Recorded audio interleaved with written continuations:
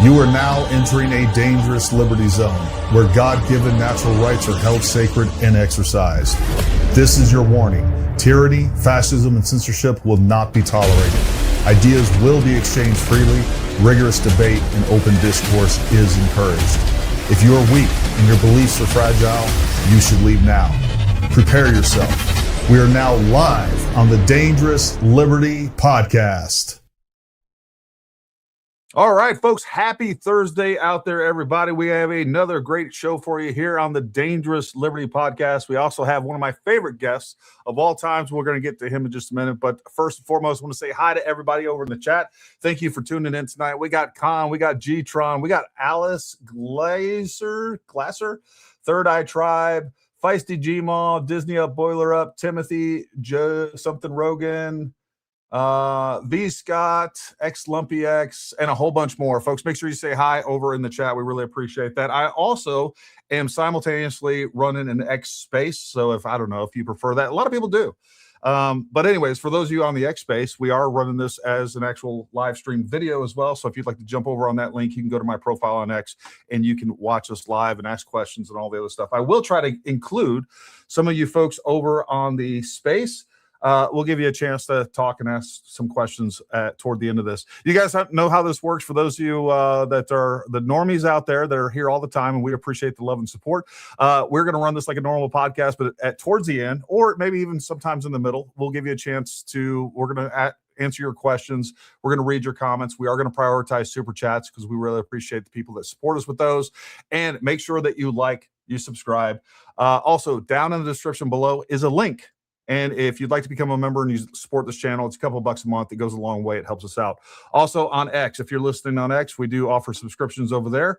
If you'd like to support us in that manner, you're welcome to do so. And also down in the description is a link to all of Ashton's different social media accounts. I think he offers subscriptions as well. I'm telling you, his research is fascinating.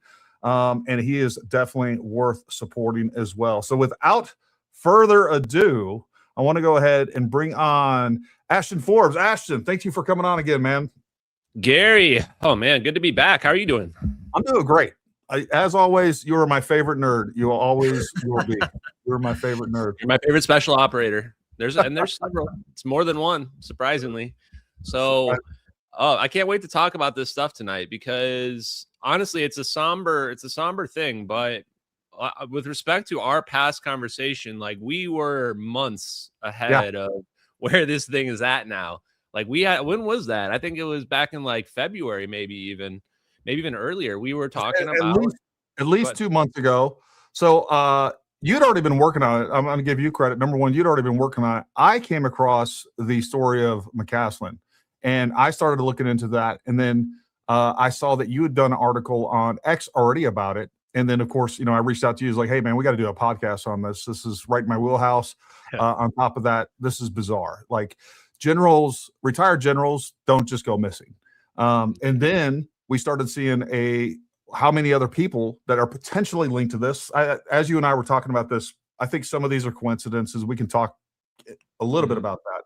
But the fact that, during the same time we had the Nancy Guthrie case going on, we also had this general that made zero sense that he was suddenly, disappeared. We didn't know where he was. And then at the same time, we had this other case going on that got all the attention and that got zero. And of course, you and I were talking about it. But honestly, I don't know anybody else that was really discussing this at all other than you and I. And I'm sure there's some other people out there, but I'm going to give you credit and I'm going to take a little credit too. Yeah. And I think and they still, it still hasn't been found. That was months ago. And we were talking about how this is important and how generals don't just disappear. And now it's become a full-fledged thing where people are pulling in some cases, I think legitimate people that disappeared or died under mysterious circumstances. And there's a common thread to them is like they're investigating or they're researching advanced technology, fusion, anti-gravity, etc. And, that's why you brought me on here, because last time that's pretty much what I was speaking about, is that there is this technology that's being suppressed. It's hard to say covered up because it's kind of hiding in plain sight if you put the pieces together. And I think we're reaching an apex, a crescendo to this story where the dam's about to break, where Yeah, AI is about to unveil this, and they just can't keep it back anymore. And it starts to make me wonder about these connections to these missing people in terms of, I don't think they're all necessarily connected, like in terms of the big conspiracy to like wipe all these specific people out. But I could see that certain individuals, especially the general, were in positions that, you know, something mysterious might happen to them. So I want to talk about what those ideas are. Like if your viewpoint has evolved since our last conversation, in terms of what you think might have happened to him and what your opinion is on some of the other people's takes out there. And I want to start specifically with Matt Walsh's take on him, which I saw earlier today, because he did a whole video about this. So you got Matt Walsh making videos about. Well, I didn't even see that. So his take, he was saying that you can make all these excuses for how General McCasland probably just decided to kill himself or got lost and disoriented hiking, because, or like, you know, he decided he couldn't bear with the pain of reality anymore. And I'm just in here going, there is no way, man. There, like, part of the main problem, it's not that those things are impossible. In fact, those are generally plausible things. But this isn't a normal scenario. This isn't a normal guy. This isn't a dude that had Alzheimer's. This isn't, if you look at the circumstances of the situation, that's not what happened. He wasn't like, hey, wife, I'm going out for a hike. And then she came back and he never came back. He just disappeared when she was gone for like 45 minutes. That's not normal behavior. So and the reason why I want to bring this up is not necessarily just to rail on Matt Walsh, although I'm going to, but it's also because. Hold on. I just want to make sure I understand what you're saying about Matt Walsh. Matt Walsh was basically just making excuses, saying that this is probably just a coincidence. He probably did get lost. He died or killed himself. Is that what he was saying? Is that what you're saying he was saying? Yeah, he was basically my take on his take was that he's saying that, you know, this is all overhyped, which I think I agree to some degree.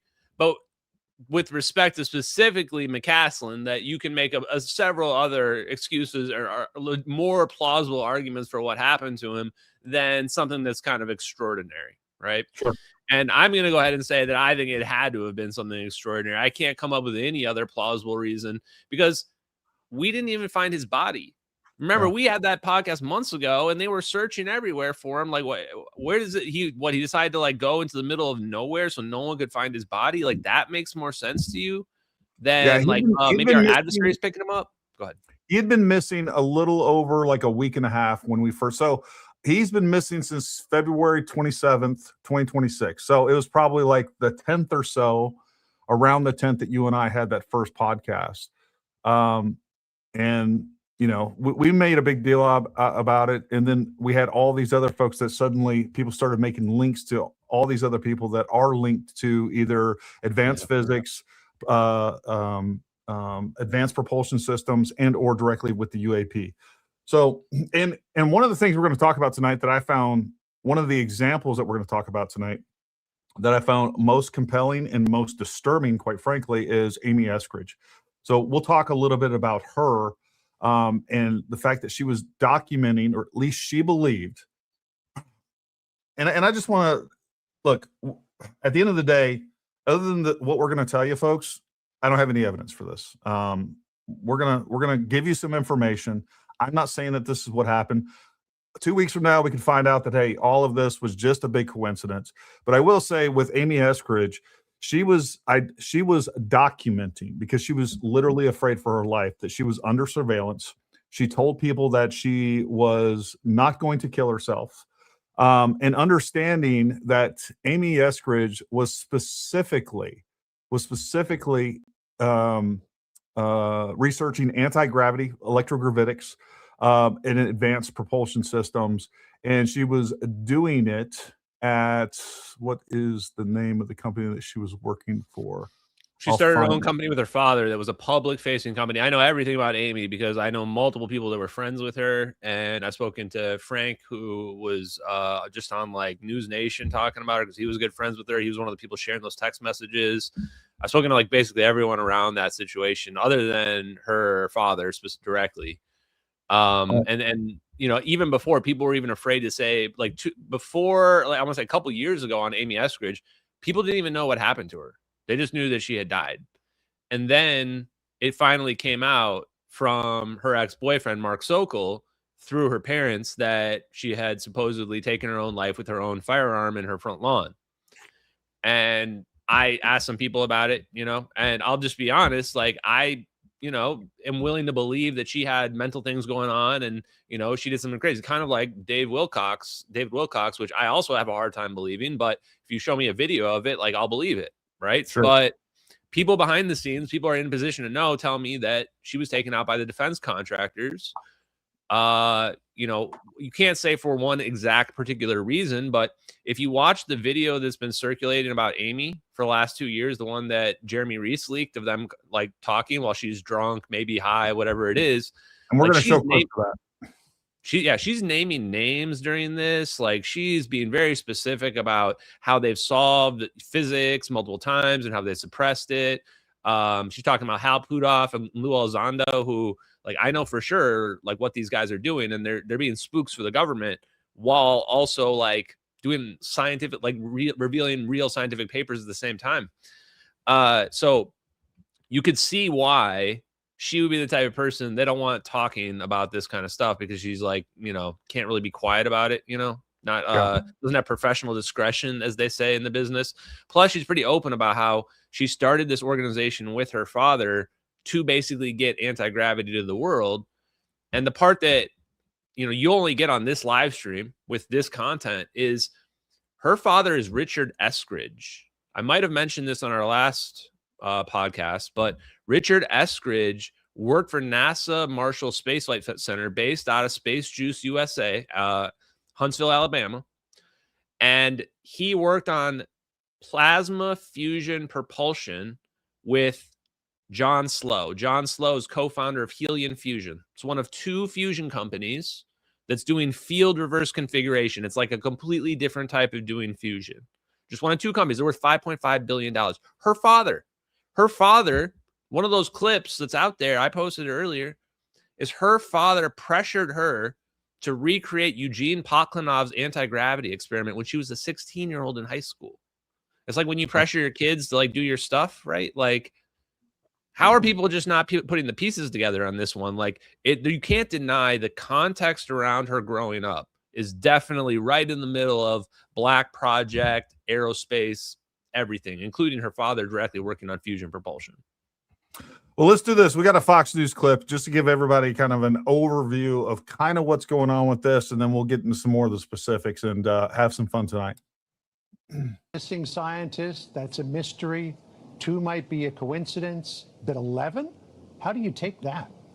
Well, it does appear that there's a high possibility that something sinister is taking place here. This has been going on, obviously, for the last 3 years. So what I found in 3.5 years as chairman of the House Oversight Committee is sometimes government agencies don't do a good job of sharing information on situations like this. So we've asked all those agencies, the Department of Energy, NASA, the Department of War, to all share information with us so that we can see if we can put it together and find any missing links to try to solve what's going on here, because it's very unlikely that this is a coincidence. So Congress is very concerned about this. Our committee is making this one of our priorities now, because we view this as a national security threat. I just want to put up the scientists who died. And some of them, it was fairly obvious. One person was shot out in front of their home, but we don't know why. Michael David Hicks, 59 years old. Frank Maywald, 61. Nuno Lorea, 47. Jason Thomas, 45. Amy Eskridge, 34. Carl Grillmere, 47. All died between 2023 and 2026. I mean, the oldest one there was Maywald. He was only 61, so I don't think they're dying of natural causes. Missing scientists: Monica Reza, 60, Melissa Cassius, 53, Anthony Chavez, 79. As David Spunt pointed out, they both work for the Los Alamos lab. Stephen Garcia, 48, and then the Air Force Major General William McCasland, retired at 68. When you say something nefarious could be going on, what are you thinking? Well, look, what's going on in Iran has to do with nuclear capabilities and the United States not wanting Iran to have a nuclear weapon. We are the obvious leader in nuclear technology. These people that have either died or are missing now. These were the leaders in the research and helping to ensure that we stay the leader in nuclear technology. So that's why it's a concern. Every country wants to have our type of nuclear knowledge and our nuclear intellectual properties, but for whatever reason, we're seeing these mysterious cases of incidents with our nuclear scientists, and it's concerning. If it were, as you said, 3 or 4, maybe it's a coincidence, but with 11, and the way they've all, had different instances of death by shooting, missing, just mysterious illnesses, this is a concern, and we're taking it very seriously. Well, like you, the president wants to look into this. He's tasked the FBI with investigating. Here's what Kash Patel told Maria Bartiromo on Sunday Morning Futures.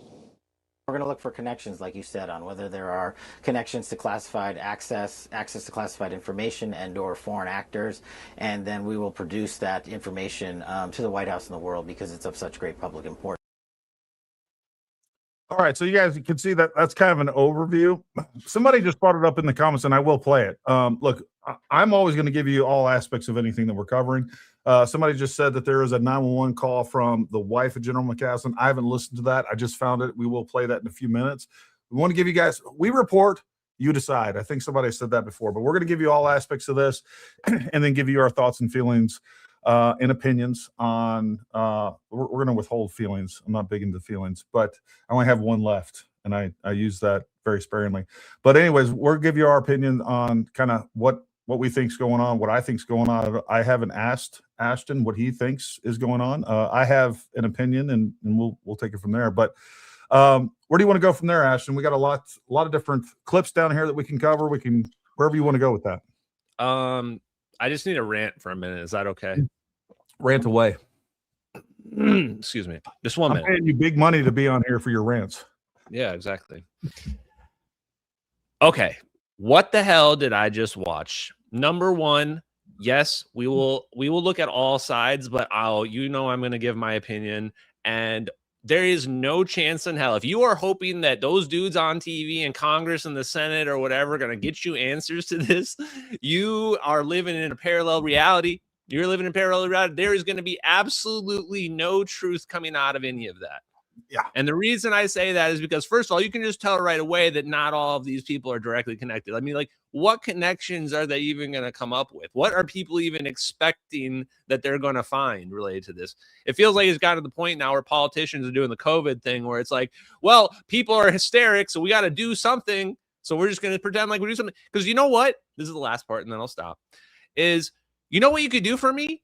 You could tell me where the hell the missing general is. Do I really believe they have no idea where our missing general is? We've got ghost murmur technology that can hear your heartbeat from miles away, rescuing our pilots in Iran behind enemy lines while these enemies are closing in with their AKs. But we can't find our missing general that worked on our secret advanced UFO plasma fusion propulsion. Come on, let's just be real. Okay, that's it. No, I'm with you. And on top of that, look, I have been a big UFO nerd for a really long time, literally going back to the mid 80s and following Bob Lazar, which, by the way, he just released a new documentary. You can go watch that. I think the visual aspects of it are very interesting, to say the least. I will tell you, I remember watching Bob Lazar's original interview when I was a kid, I think in 89 or 90. And I've been following him since, and he has been very consistent. I believe what he's saying. You can take that for what it's worth. I have no evidence of that. I genuinely think he's true. I don't even know what Ashton feels about that. That being said, if you follow this and you follow the different pieces of it, what I will tell you for sure is that there is a ton of disinformation that's constantly being put out. Lou Elizondo is well known to be a disinformation agent. He has put out some truth mixed with a lot of nonsense, and that's what these people do. I also believe, kind of touching on what Ashton was just addressing, is that Congress doesn't know anything about this, folks. The President of the United States, I don't believe that the President of the United States knows hardly anything about these programs. And this is where things get wild, because there are defense contractors and there are elements within our own government that I do think they consider this technology, if it exists, and I think it does, this is the most classified, secret, like nobody else, no other country can find out what they've done with it. And I do think this is one of those areas where they will kill someone or kidnap them or detain them or whatever else to make sure that it is not disclosed. And I think we've now, just in the last couple of years, we're starting to see some disclosure. And I do think they're priming the American people for some information, whether it's, hey, this is Earth-based technology that's advanced that we've developed, and or that we've got it because it's extraterrestrial based. I'm open to either one of those. I tend to think that it is extraterrestrial in origin, to be honest with you. And for those Christians out there, I don't believe that there's anything I don't think there's anything that contradicts the Bible with that. I think there's no need for reconciliation with that. There's a lot of things that the Bible doesn't talk about. I'm a Christian, and I think that's I don't see any sort of conflict there. But this is one of those areas where I do think that people will you can end up dead real quick. With that being said, I'll just throw out what I think, and I'd like to hear what Ashton feels. I think that we're going to find out, or potentially, maybe we won't find out, but I think that this is actually potentially Russia or China abducting some of these people, the people that are actually missing. And maybe the people that are dead were, they tried to abduct them or they tried to persuade them and something went wrong. And again, I don't know, out of these 11, I don't know which ones are connected or not. And maybe it's only one or two. Maybe it's the missing people only that we're dealing with. I don't know. But that's kind of my initial thoughts with this. But that being said, I'm open to the idea. This is one of the few areas that I do think that the United States will use lethal force if they think disclosure is taking place. And you have some additional information when it comes to McCasland, Ashton. You feel like you were talking to him on X specifically before he went missing. And I don't think that's necessarily a coincidence either.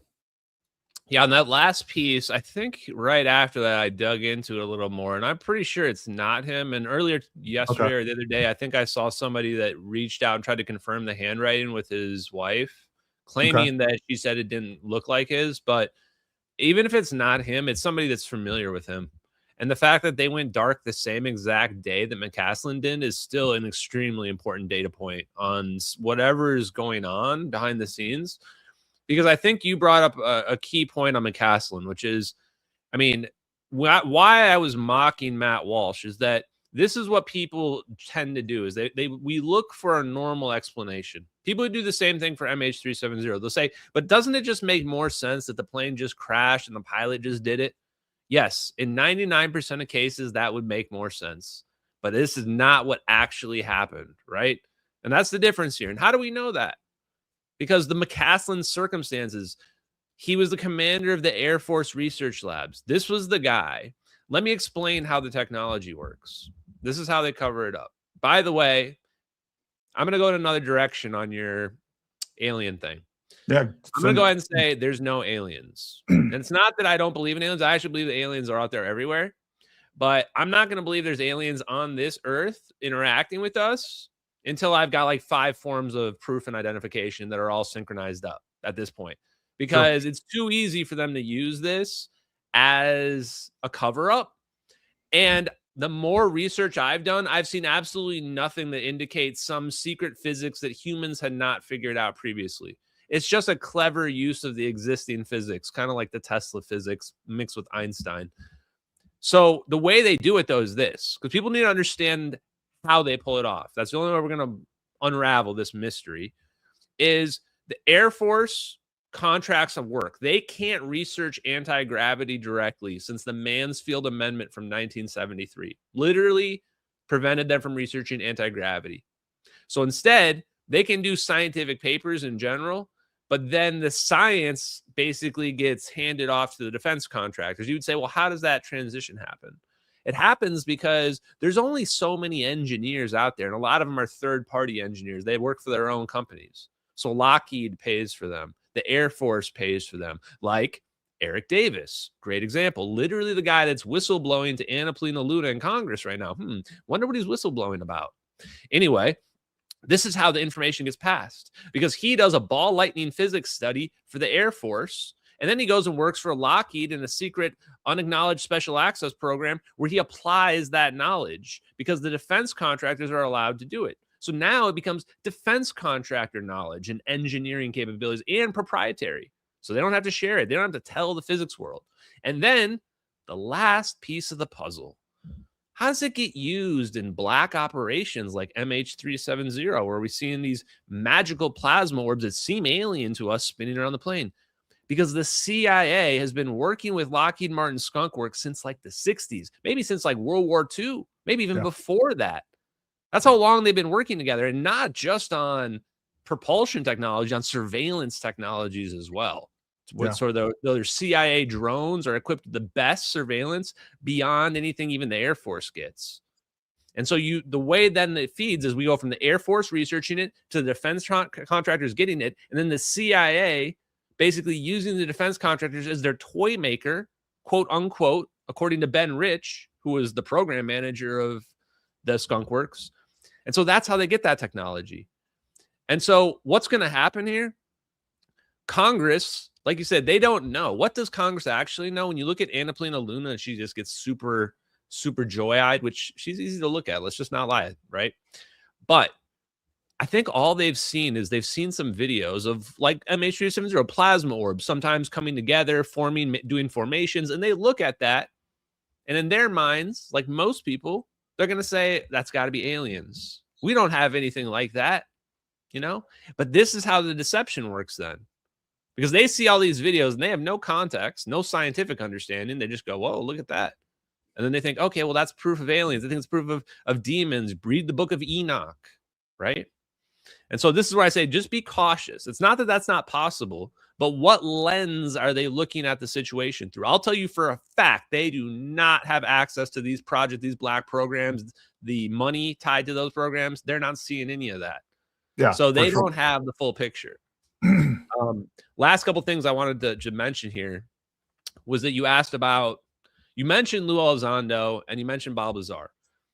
And I'm also going to kind of do a 180 on both of these too, which is that I believe Bob Lazar for sure. Like he had an experience, he saw some stuff. The way that went down is exactly the way the defense contractors pull people in, using shell companies. And it's not the PhD that's the top dude that has a bunch of clout. They don't want that. They want somebody they can discredit easily, somebody that thinks outside the box, somebody that maybe doesn't know exactly what's going on. They're only going to show them a piece, right? So it makes perfect sense they would pull Bob Lazar in. But that doesn't mean Bob Lazar has all the answers. Sure. Doesn't mean Bob Lazar, doesn't mean that element 115 is the answer for propulsion, right? And it also doesn't mean that that's the only method either. So again, people need to think outside the box. Well, he even said that. Like he said multiple times that he knows he was fed in all the documentation that he went through. He knows he was fed a lot of misinformation that was mixed up within that. And as a matter of fact, he said his lab partner Barry told him that as well. It's like, look, you kind of take all that stuff as a grain of salt. Like there's a lot of fake stuff in there. And the reason that they put some of those things in there so that when information gets leaked, because if me and Ashton are going to work for these people, and by the way, this is done on a lot of special access programs. If Ashton and I are going to work for some people, I get a brief, Ashton gets a completely different brief. And there's certain material information in each one of these briefs that are completely different, so that if something is leaked, they know exactly who leaked it. They can go back, they can look through, hey, you know what? It was Gary that got this brief that he was talking about the freaking, zombie mice that actually fly the aircraft around, and we've replaced their brains with plutonium or something. That's what they do. So I think Bob Lazar was very aware of that, but you're absolutely right. The way that he was hired, the different companies that he was contracted by, through, and with, and then there's some very, very credible information there that, again, somebody back in the 89, 88, they wouldn't have known those things. So I do find him credible. And, and he said multiple times that he thinks that a lot of the things that he's been fed is nonsense. Yeah, I think that Bob's mistake was not like researching the physics, not thinking that maybe it's already out there. Maybe people were already doing it. Because for me, it was like, but I had the benefit of seeing these MH370 videos and going, wait a minute, what the hell is that? And then I started researching physics and realized, oh, it's out there. It's all out there. And it postdates Bob's 1990s experience. Like a lot of the physics was late 90s, early 2000s, and then beyond, in my opinion. But if he had researched that, then you'd be like, oh, look, you find Hal Puthoff. You're like, oh, this guy's CIA. I wonder if he might be connected to this. Oh, he's got a 0-point energy model.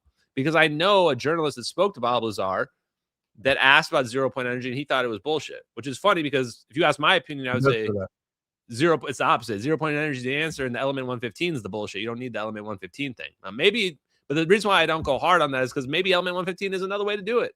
To do anti-gravity. I don't know. Right? We need to do a three-way conversation with Bob Lazar. I would love to be on a podcast with me, you, and him. And I think that would be interesting to I don't think it's possible because I think he might be like a future version of me in some parallel timeline. I think it's pretty. People are pointing out, and I have to start wondering. At this point, I'm talking about space-time manipulation. We have to start wondering about little time travel shenanigans possibly happening. No, but do you have a rocket powered Honda? Rocket powered? No, but maybe that's what I'll learn to love. But that's the thing is that I wouldn't do something that would tie back to me if I went back in time and had something like that happen. Right? I couldn't do anything that would tie back because otherwise, who knows? Maybe you break the time stream. I'm not sure exactly what the rules are, but anyway, we'll find out. Real quick though, the Lou Elizondo thing. I want to defend Lou Elizondo real quick. Because yes, he's absolutely disinformation, no question. He's just and let's be real. I think he's probably was good at his job when he was doing the counterterrorism stuff, but he's just not good at lying on like podcasts and stuff like that. Specifically, the one where I called him out, which I'm sure I called that he knew. He was on Patrick Bet David and tried to pretend like he didn't know who Dr. Stephen Greer was. Like in the UFO community, I'm going like, dude, come on, bro. Like that's the one person you can't pretend like you don't know who they are. Like he's basically like their adversary in the whole UFO thing because he's just trying to actually reveal the technology and he's talking about free energy. Meanwhile, they never talk about free energy and they're just talking about like aliens instead, right? Yeah. So him trying to pretend like he doesn't know who Stephen Greer was an eye-opening moment. And then when you get caught by Glenn Beck, talking about MH370, that was another moment too, where it's like, this is a guy that wrote a book where he's talking about a Reaper drone looking at 3 orbs of energy in a perfect equilateral triangle formation. And you might as well be explaining the MH370 video. And then Glenn Beck asks him about it, and he goes, I don't know anything, but I'm not a scientist. I haven't reviewed that. Some people are telling me it might be real. Some people are telling me it might not. You're just he's a bad liar. It's the problem. So, but okay, let me defend him though. A little bit on Stephen Greer because I do remember our conversation with Stephen Greer. You feel like Stephen Greer is pretty legit. And I've actually tried to get him on the program. I've messaged him a few places. So Stephen, if you're Dr. Greer, if you are watching right now, we'd love to have you on. That being said, he does believe in extraterrestrials, and I think he's stated more than once that he believes that this is extraterrestrial technology. And I know sounds like you don't. I don't know. So take that. Let me be careful about what I say. First of all, I agree with Stephen Greer that they're definitely, in terms of how they're hiding it, the implications of the technology, in fact, even the exact technology they're hiding, I agree to all that. Absolutely. Whether or not Ambassador Bijou has visited us from the Andromeda Galaxy, I mean, that's pretty out there for me. Let's just be real. It's also pretty out there for me to say that we're like the plasma spirits or whatever are manifesting themselves during our CEI 5 experiences. To me, like that's borderline grifty at that point. And because you need strong evidence for claims like that. And I can't connect why the same person has these two, like why do both these? Like for me, it's like I would never do some C5 thing. Like, why would I do that? Like I've got all the science and the physics and everything wrapped up here in a bow. And even if I believed that, even if I thought that was real, I still wouldn't do it. That's what's crazy for me about it. But he's right. The reality is you can believe truth and bullshit in the same space, right? We all do. Like there's some things that I believe that are 100% true, and there's probably some things that I believe that I'm just incorrect on. And that could be one of those things. Maybe he's bought into some of the misinformation, disinformation that he's been fed because he does have close ties with the government. And I can tell you that if the government is going to feed someone disinformation, it's going to be someone like him. So, who knows what's true? But like you said, at the end of the day, folks, my message is the same whether we're talking about this or we're talking about Candace Owens. Like don't accept anything as truth without evidence. And I'll tell you, we're not going to have a lot of Candace Owens in here. I knew it. Yeah. We're not going to have a lot of evidence for you. These are opinions. Ashton will be able to back up some things with science. I won't. I'm just going to sit here and be like, yeah, that sounds great. So he can convince me of just about anything when it comes to the physics on that. Doesn't mean it's true. But again, I'm just being like, we're having some fun tonight. And we're also kind of going through and talking about these people that are missing that nobody cares about. And I find that very odd. It seems like really weird that we would have a general missing, a retired general, who has a lot of classified information. Yeah, he retired, I think, in 2012. But given how far advanced a lot of our technology is compared to places like Iran, Russia, or even China, look, he would still be a target. And the information that he has would be extremely relevant to their different programs. And I could see someone like that being targeted, potentially even being kidnapped. And that's kind of my gut feeling on that. And that's all I got. All right. I'm going with feels and vibes right now, but I'm not going to accuse anybody of murder with those feels and vibes either. So that's the difference. Yeah. And yeah, because I think it's good to bring that up. So the interlude is, how are you guys allowed to talk about and speculate on these conspiracies when you tell Candace Owens she can't blame Erica Kirk and she can't blame TPUSA for killing Charlie Kirk? It's because we're number one, evidence. Like, we got the guy that did it 33 hours later. It wasn't like it was a big mystery for weeks, months, years. We found him, and the evidence all points to him being the guy. And we're going to have a thing called a trial in America where we judge someone in a jury of our peers. So how about we chill out till that happens? And turns out that's starting to happen. First thing that happened is they proved Candace Owens wrong. Candace Owens says, oh no, Tyler Robinson never was on campus that day. And now, first thing we hear is they've got a bunch of video of him on campus stalking around. And she goes, why? If they had that stuff, why they would have released it? No, because that's how a trial works. You don't release all the evidence right away. You build a case. So that's the difference. And what we're speculating on, no one knows what happened to the general. Where's his body? If he shot himself, right? Like, nothing makes sense. So this is why they're not equal in terms of what we're doing here between the two things. It's not even close. And while we're on that, one of the dumbest things I've heard is her talking about, now she's trying to hedge. So what she's saying now is that there's a bunch of Tyler Robinson lookalikes running around in maroon shirts. I knew she was going to bring that maroon shirt thing back. You knew she was going to bring that maroon shirt. She had set that up. For later on. That poor soccer kid who was like, dude, I'm just the goalie of the soccer team. But I can see how people get sucked into this, because this is the same drama of like soap operas where it's stupid and silly, but they love it. But the reason the lookalike theory, that this whole premise is so stupid, like all of her other premises, the reason it's so stupid is that because he changed into all black clothing essentially when he was the actual shooter. If you're trying to obfuscate or confuse people about the shooter, they're going to be dressed in all black like he was, not where he came and kind of did some pre-attack surveillance, which is exactly what he did. He was confirming the target value and he was confirming the vulnerability still existed. That's pre-attack surveillance, folks. That's what he was doing when he was walking around in the maroon shirt. He was going to look to see if everything was there. We now have evidence that he was actually in the courtyard. He was in the courtyard. He knew where the tent was, all of those things. So if you haven't read the latest, the search warrants and other documents that come out, but my point is she keeps pointing to the maroon shirts.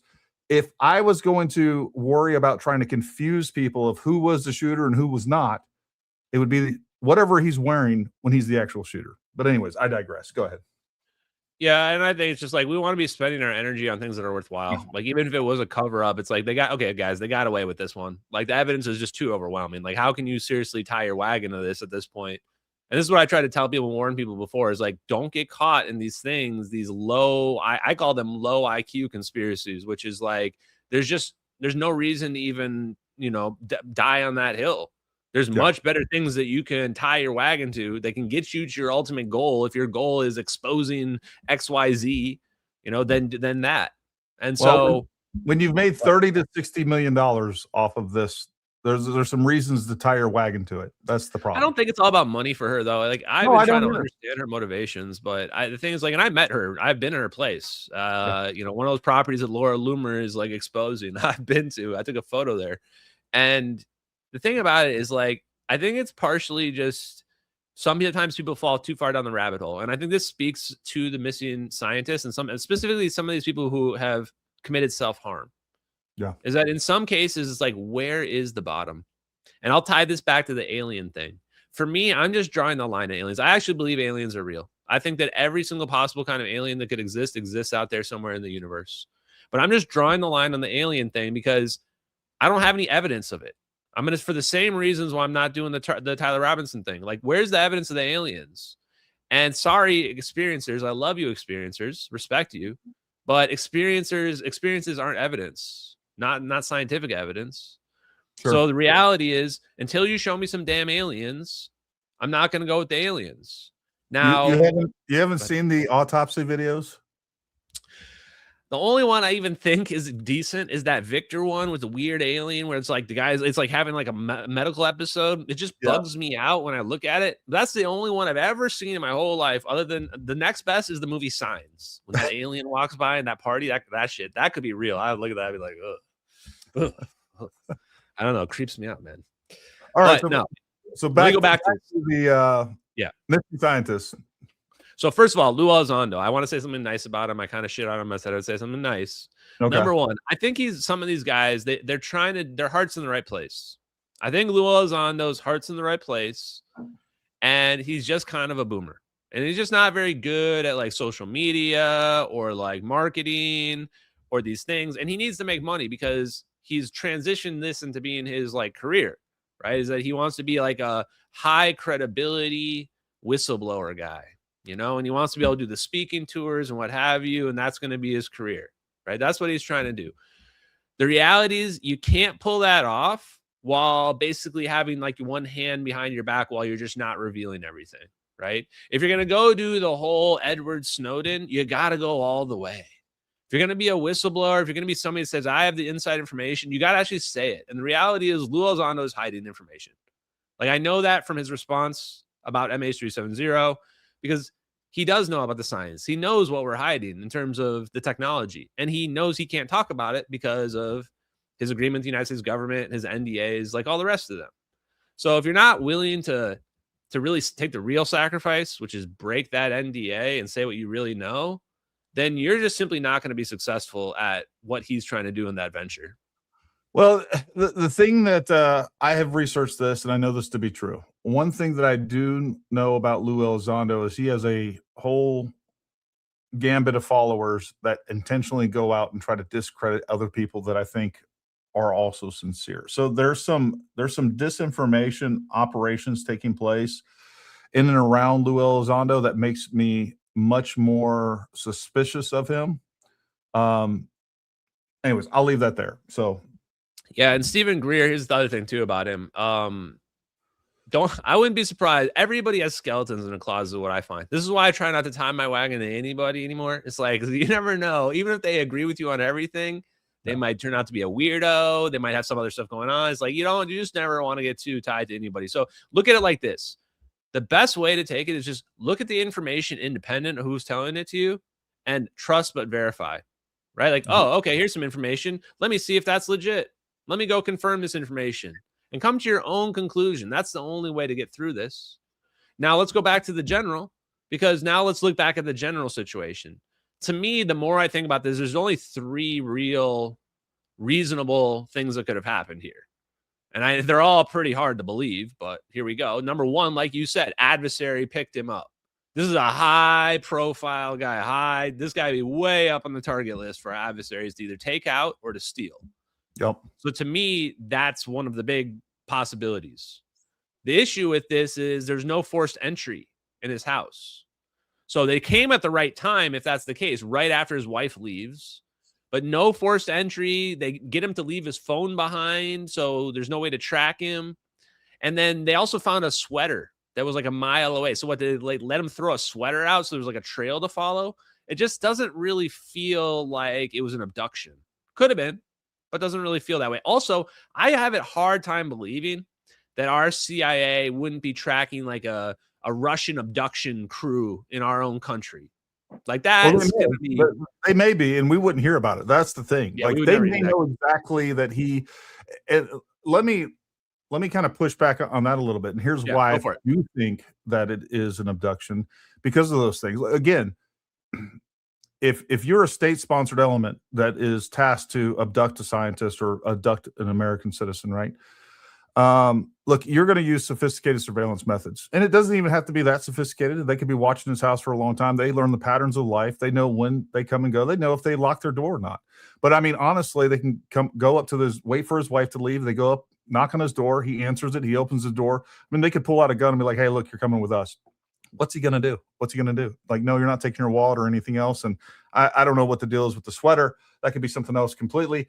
But I think, contrary to what you're saying, I think that everything does point to an abduction of some sort.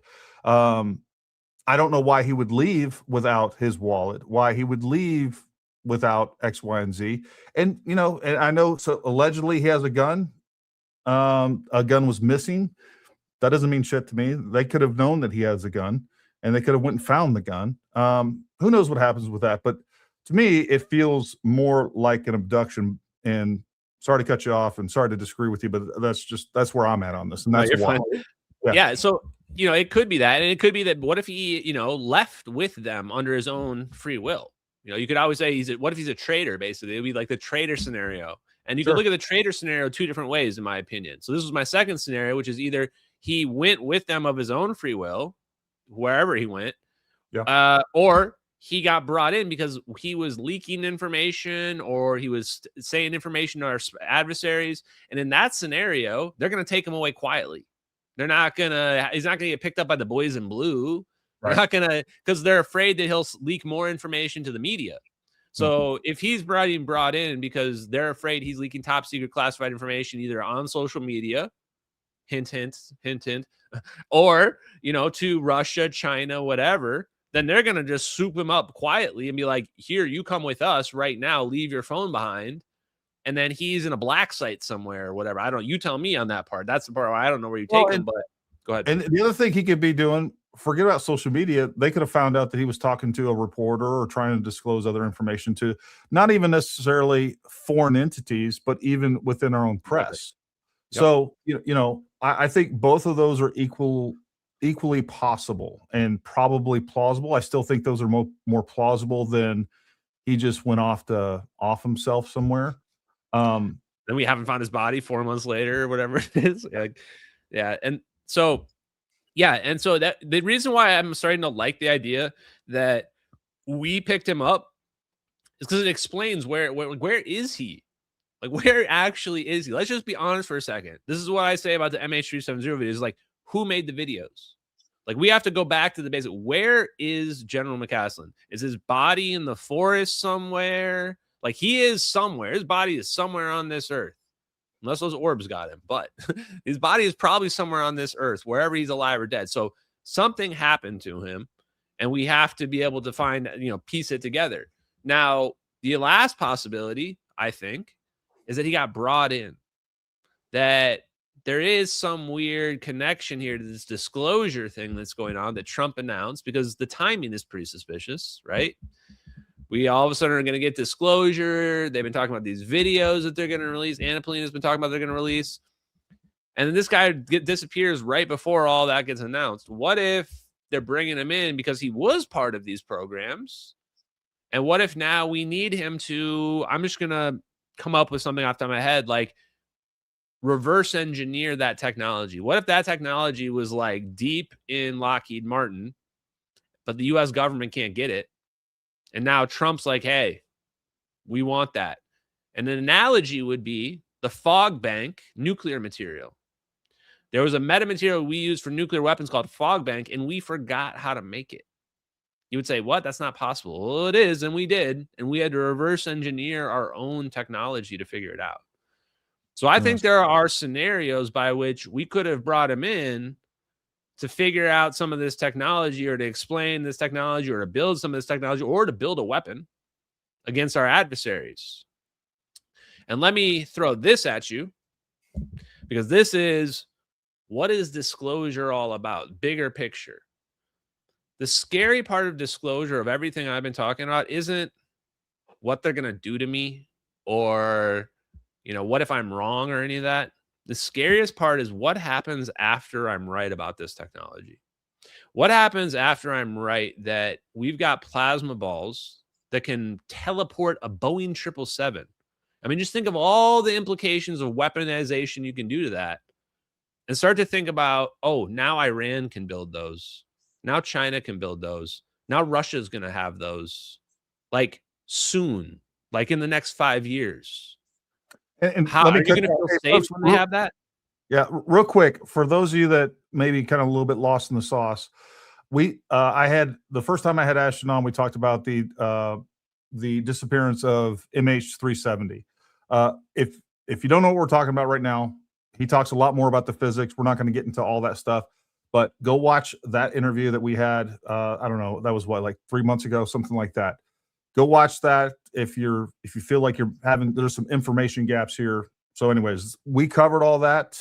He covered what he had to say about it. I just sat there and listened like the, I don't know, non-physicist guy well, let's break it down simple. Fusion, propulsion. 2 words, fusion and propulsion.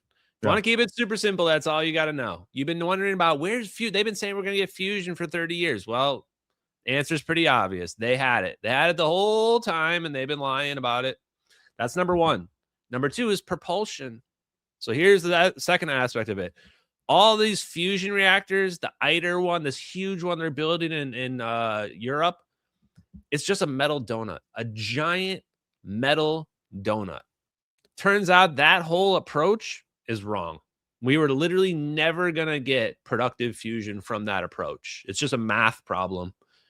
But there's actually a solution to that they also solved decades ago called high beta, which basically means we're not going to confine the plasma. We're just going to make the plasma do all the hard work for us. And all we have to do is figure out a geometry, a shape of this plasma where it does the work for us. It turns out that shape is actually a donut. The shape actually is a donut, but we were just doing it wrong. We were trying to confine it in a donut, and instead we should let the plasma try to do whatever it wants. And that, we call that high beta regime field reverse configuration. That's what Tri-Alpha Energy, the company that Trump just basically bought and merged with, does, and what helium fusion, John Slow, Richard Eskridge's former coworker, what he's the co-founder of. So that's the big rub. Now you can begin to see, oh, it's about energy. Yeah, it's about free energy. And it's about, they turn these balls of plasma, fusion reactors, into propulsion mechanisms, into drones that can fly around in the sky. That's why you're seeing balls of plasma flying around in the sky. So that hopefully brings you guys back up to speed here, because now you should have some context about, oh, why is like MIT's #1 fusion scientist being shot in his home, walking in while his like family's in front of him? That seems pretty weird, right? Like, oh, well, that turns out that guy totally understood all of this physics, understood the idea that Earth's magnetic field has to be replenishing itself somehow, challenging our conceptual. That was Nuno Loureiro, right? Nuno Loureiro, yeah. And if you look at that, they released like very little information about this as well, because he got shot by the Brown shooter. The Brown shooter that shot up the university, like 3 days later, randomly finds Nuno Loureiro walking through his front door and shoots him. And then after that, you'd be like, okay, well, did he go on the run after that? Like, nope. Right after that, he just went to like his nearest used store or whatever and just like offed himself. Like, what? How random is that? It's like, why would he do that to Nuno Loureiro? And the story we've been told is, well, he went to school with him like 20 years ago. Just, it makes absolutely no sense. And then you find out like this wasn't Nuno Loureiro is not a random guy. Like MIT's fusion reactor system is like one of the top academic fusion systems in the entire world. Right. So if you're looking for people, because a lot of people say, Ashton, why don't you build something if you know about this physics? You want to know why? I'll tell you right now. Because I started finding out, I started asking myself, where is the end point of this technology and its intersection with the public? And I found it. It's public fusion. Our public fusion is as far as we've come to unveiling this space-time manipulation.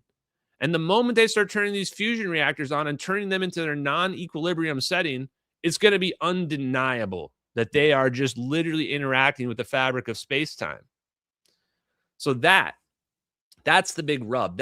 If you want an underlying connection, that's my take on what connects these people. And it's not a connection where it's like, oh, okay, there's a big conspiracy to take all these specific people out. It's more so they're all in this community, and they're all people that have been pushing the boundaries, challenging the status quo.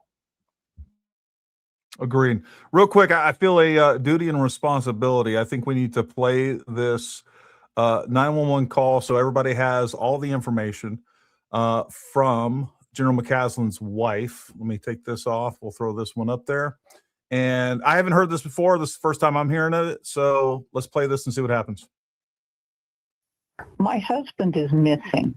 Tonight, new audio from the wife of a retired Air Force general gone missing in New Mexico. I have some indication that he must have planned not to be found. That's William McCasland's wife, Susan, during the call to authorities on February 27th, the day her husband disappeared. The call was first obtained by Law and Crime and later verified to NBC News by the Sheriff's Department. He's left his phone, he changed his clothes into I don't know what. I think he's on foot. McCasland's disappearance generated a lot of speculation due to his past career as a high-ranking military general. McCasland was retired, but at one point worked inside an Air Force base in Ohio, long rumored to house extraterrestrial debris, despite repeated Air Force denials. Following his disappearance, authorities confirmed only a few items were missing, including a .38 caliber revolver, adding McCasland had stated he was experiencing mental fog.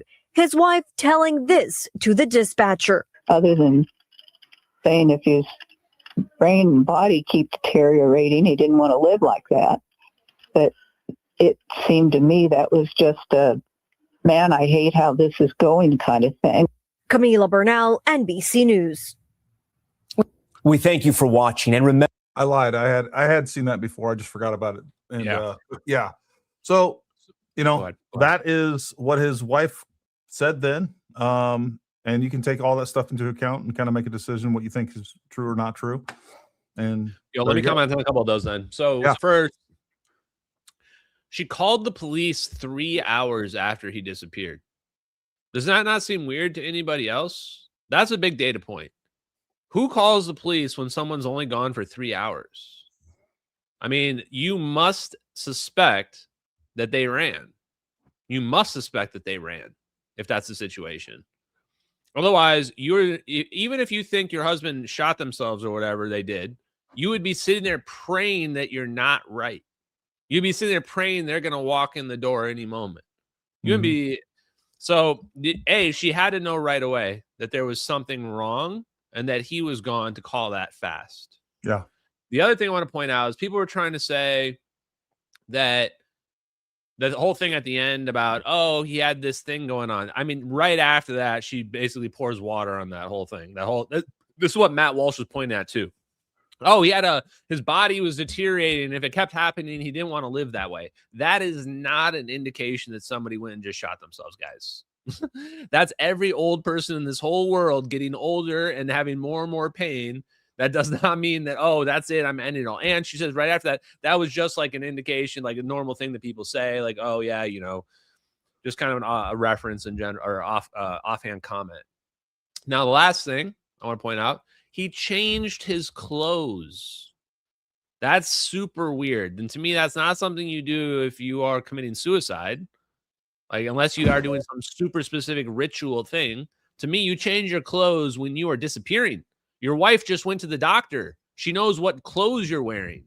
The reason why you're changing your clothes is because she calls the police and says what you're wearing. You don't want anyone to recognize you. I mean, this is a huge detail, guys. And here's the thing that bugs me the most about this. Why is it Ashton Forbes talking to Gary Melton talking about this? Where are the people on TV? Where are those congressmen and senators pointing out these details that are extremely relevant? So what's what he changed his clothes? Come on, guys. Something's wrong here. Something doesn't add up. And the last part, you notice how the news downplays it? A base in Ohio. Edwards fucking Air Force Base. Yeah, it's like the #1 place where we test Air Force propulsion concepts. Have you heard of it? That and Wright-Patterson are like the two biggest ones that people know about. They downplay that like, oh, just something. He was commander at some base, commander at the Air Force Research Labs. The reason why I'm freaking out is because I've been reading all the Air Force Labs papers, baby, and I am very worried about the general. Very worried about him. And by the way, folks, we actually played a presentation that I know that Ashton had last time, where McCasland was actually given a presentation on advanced propulsion systems. So, like, he has intimate firsthand knowledge of this stuff. So this is not just us saying, oh, making some weird connection that doesn't exist between, oh, he was an Air Force general, so he had access to this information. No, like, legit, he was a subject matter expert on this. He was given presentations on advanced propulsion systems. So that's very different. I also want to address this comment real quick because we just proved that it's not true. And we have Dan Goodwin says, wait, bullshit. He did have Alzheimer's and serious physical health diagnosis. His wife said so in the 911 call. Be honest. Clearly, we did not hear that he had Alzheimer's. That's not what she said, at least in that clip. I am looking for a longer clip of that. She does say she was asked about dementia, and she also, like a week after he disappeared, said when she said the thing about that he didn't work on aliens or whatever, she also said he didn't have dementia either, because people were speculating on that. So it's kind of weird that people are trying to bring that back up and retcon that back now. Because not only, I think the bigger thing is, even if you don't believe he knew about UFO tech, anti-gravity, plasma, whatever, which he definitely knew about fusion propulsion, but even if you don't believe that, he admittedly, everybody agrees, he modernized our nuclear arsenal. So like we had to upgrade our nuclear arsenal every so often. He was the guy in charge of upgrading that. So he was the guy who knew all our nuclear secrets of our most modernized nuclear weapons. Yeah. So that alone should be like highest priority for where is this guy? And the fact that there's been basically no nationwide manhunt. Like, where are the pictures on CNN of this was what he was last wearing? Everybody's looking for this guy. Why isn't that happening? Look at the Nancy Guthrie situation compared to this. There's nothing. It's like nobody wants to find him. Yeah. That's what's crazy. But how weird would it be? So what I'll say is this. I'm going to put a prediction out there. This is a bold prediction. I'm not sure I believe it. But what if suddenly it comes out that he's been in jail? We've been holding him in jail because we're charging him with treason. He's been leaking classified information to our enemies. Which enemies, don't ask. Doesn't matter. That would explain where he'd gone. Because otherwise, I don't know how this guy can come back. Like, if he did go away to Russia or he's working on a secret project, how do you come back after all this attention? You're like, hey, I'm back, guys. Where was I? I was on a hike. What, for 4 months? What do you mean? Where were you? Like, so there's not a lot of ways for him to come back unless he's in a body bag or unless he's behind bars, in my opinion. Yeah. Yeah, this is another comment that kind of reinforced what we said. There's been no official statement, medical record, or reputable news source confirming Alzheimer's, severe or otherwise. Let me hit a couple of these super chats while I'm here going through these. Going back to the PT original again, 6.5 needs more or 7mm 08 and why? 6.5 Creed more. It's a better cartridge. You get better aerodynamics. I mean, the ballistics are better on 6.5 Creed more than some of the old cartridges all the way around. Back to the topic at hand. And I actually want to address that just a little bit too.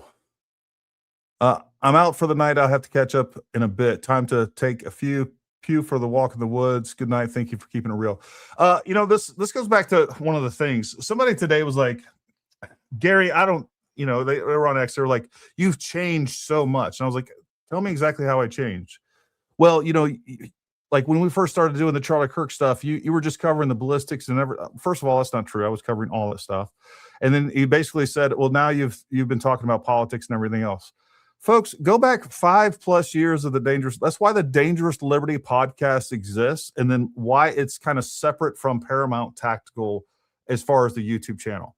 Because going back 5 years plus, every Wednesday, I would have the Dangerous Liberty podcast, and we would talk about primarily conservative politics. We talk about guns, we talk about current events, but that's what it was for. And when it comes to that, I didn't start getting into the political side. Well, I don't even know if that's true. I think it's always been political, the whole Charlie Kirk assassination thing. I think this person was a Democrat, but that doesn't really matter.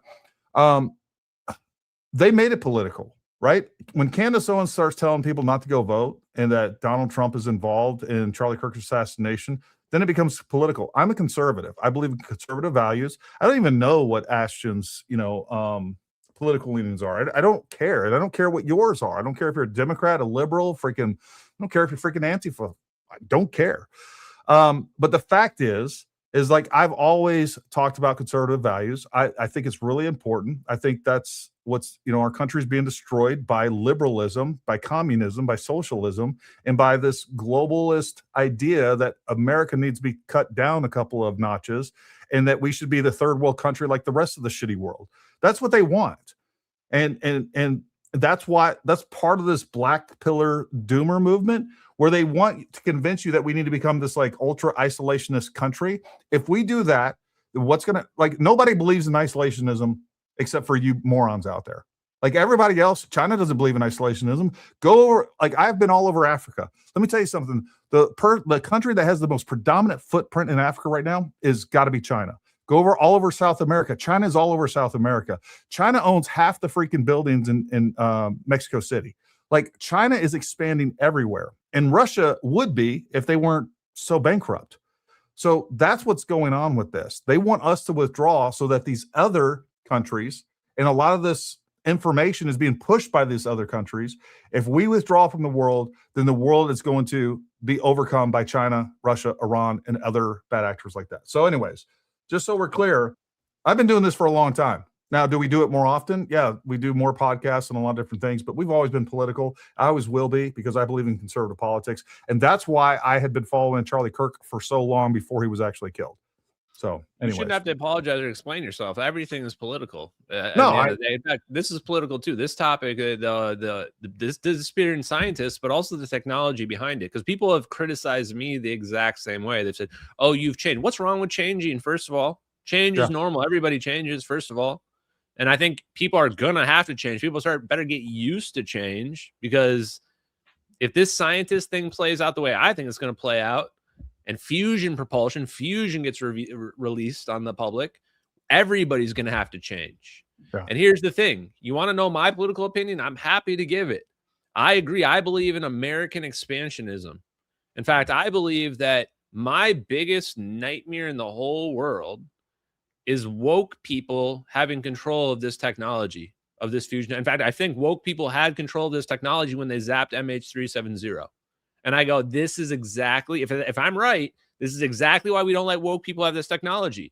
Because then they go crazy and they start zapping civilian airliners and shit like this. Evil shit, right? So for me, I say we got to take advantage while we have it. United States has it before our adversaries do. We have to dunk on everybody. Do what we got to do. Simple as that. Make the hard choices. And I think that Trump is already doing that right now. Well, you talk about making political assassinations real easy. I mean, suddenly there's a president that you don't like that just disappears out of the middle of the air. But you're absolutely right. Like all of this stuff is political. And here's what it comes. It's not even political. Look, I love this country more than anything. It's literally God family country for me. And again, I was in the military. I went to 4 combat tours for this country.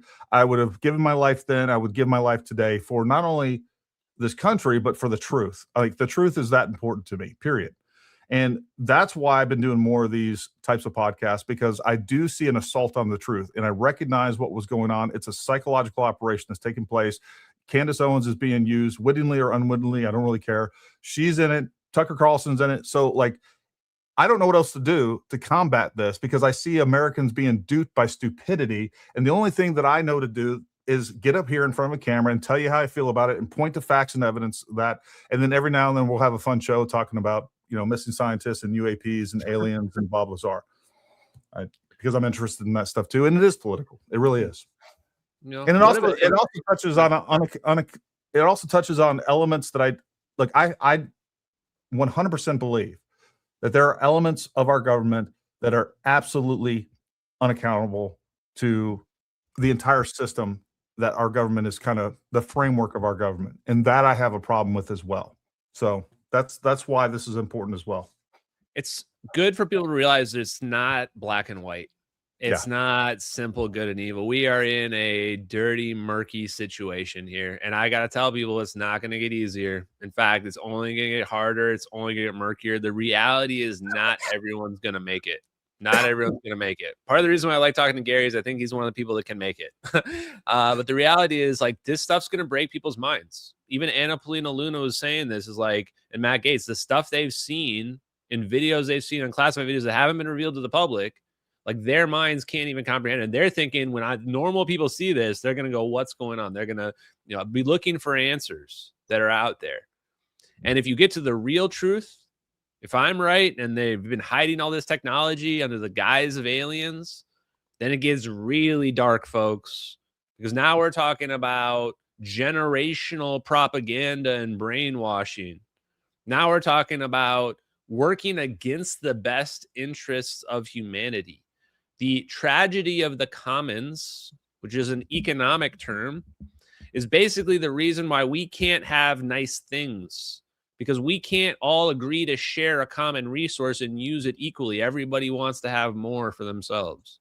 And that also applies to why we don't have fusion technology right now, when we could probably be living like the Jetsons in this moment in 2026 if we rewound history and made a few different choices.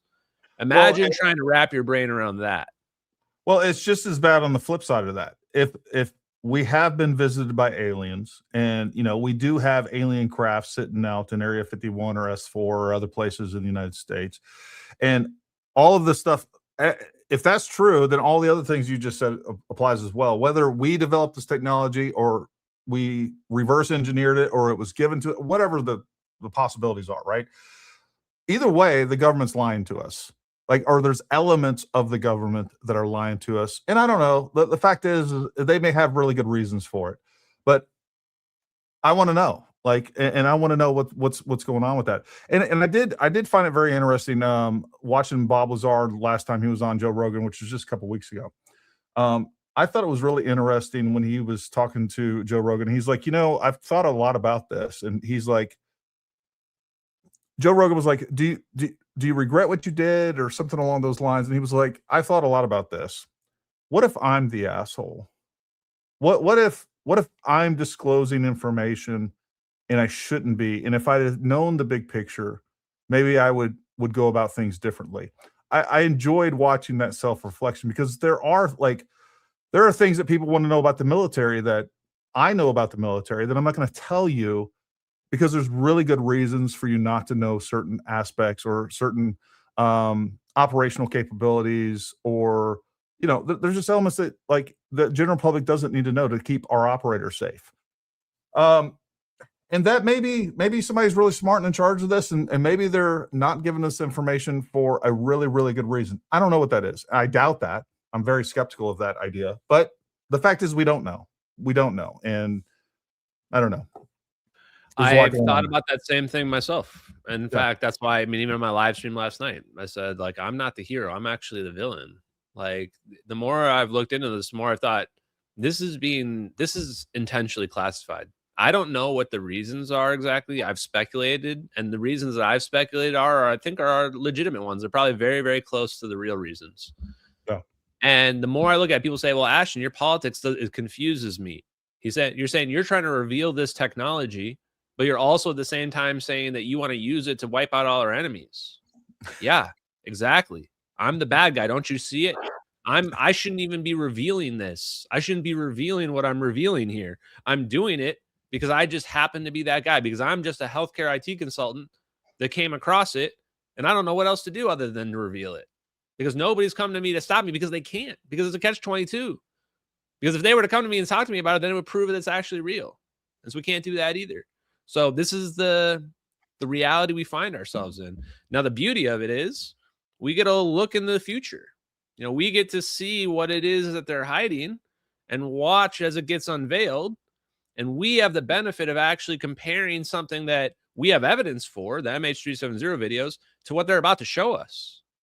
And we should do another follow-up in a few months after they reveal these 40 videos, because I'm going to tell you right now, I think we're guaranteed to see not just plasma orbs, but plasma orbs doing what we see doing in the MH370 videos, which is like coming together, forming a formation, locking in, and maybe even breaking apart again. I don't think we're going to see something teleport, but if we see that, then, I mean, okay, then we definitely got to follow up right after that.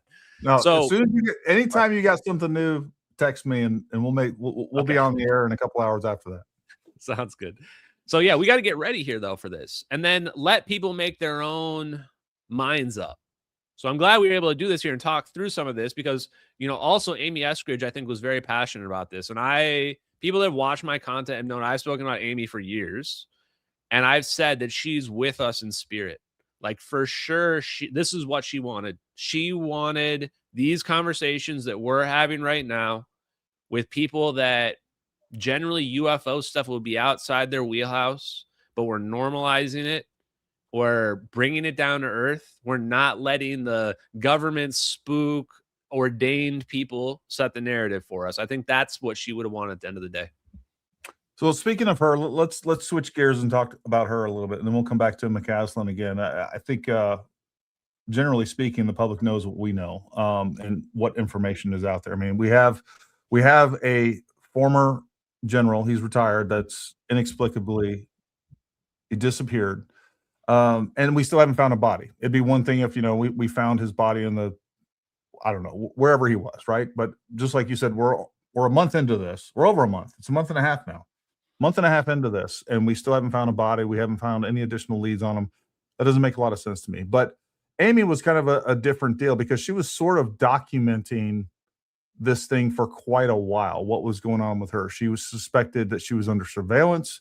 I know you got some videos. I got some videos. Probably your videos are better. So I don't know if you want to lay out, kind of give a lay out exactly what was going on with her, and then we can watch a video, however you wanted to do that, Ashton. Yeah. So I think the big thing for Amy, if you want to know the backstory, was that of her claims was essentially that she was working on a scientific paper that was going to be probably unification, or at least show anti-gravity effects.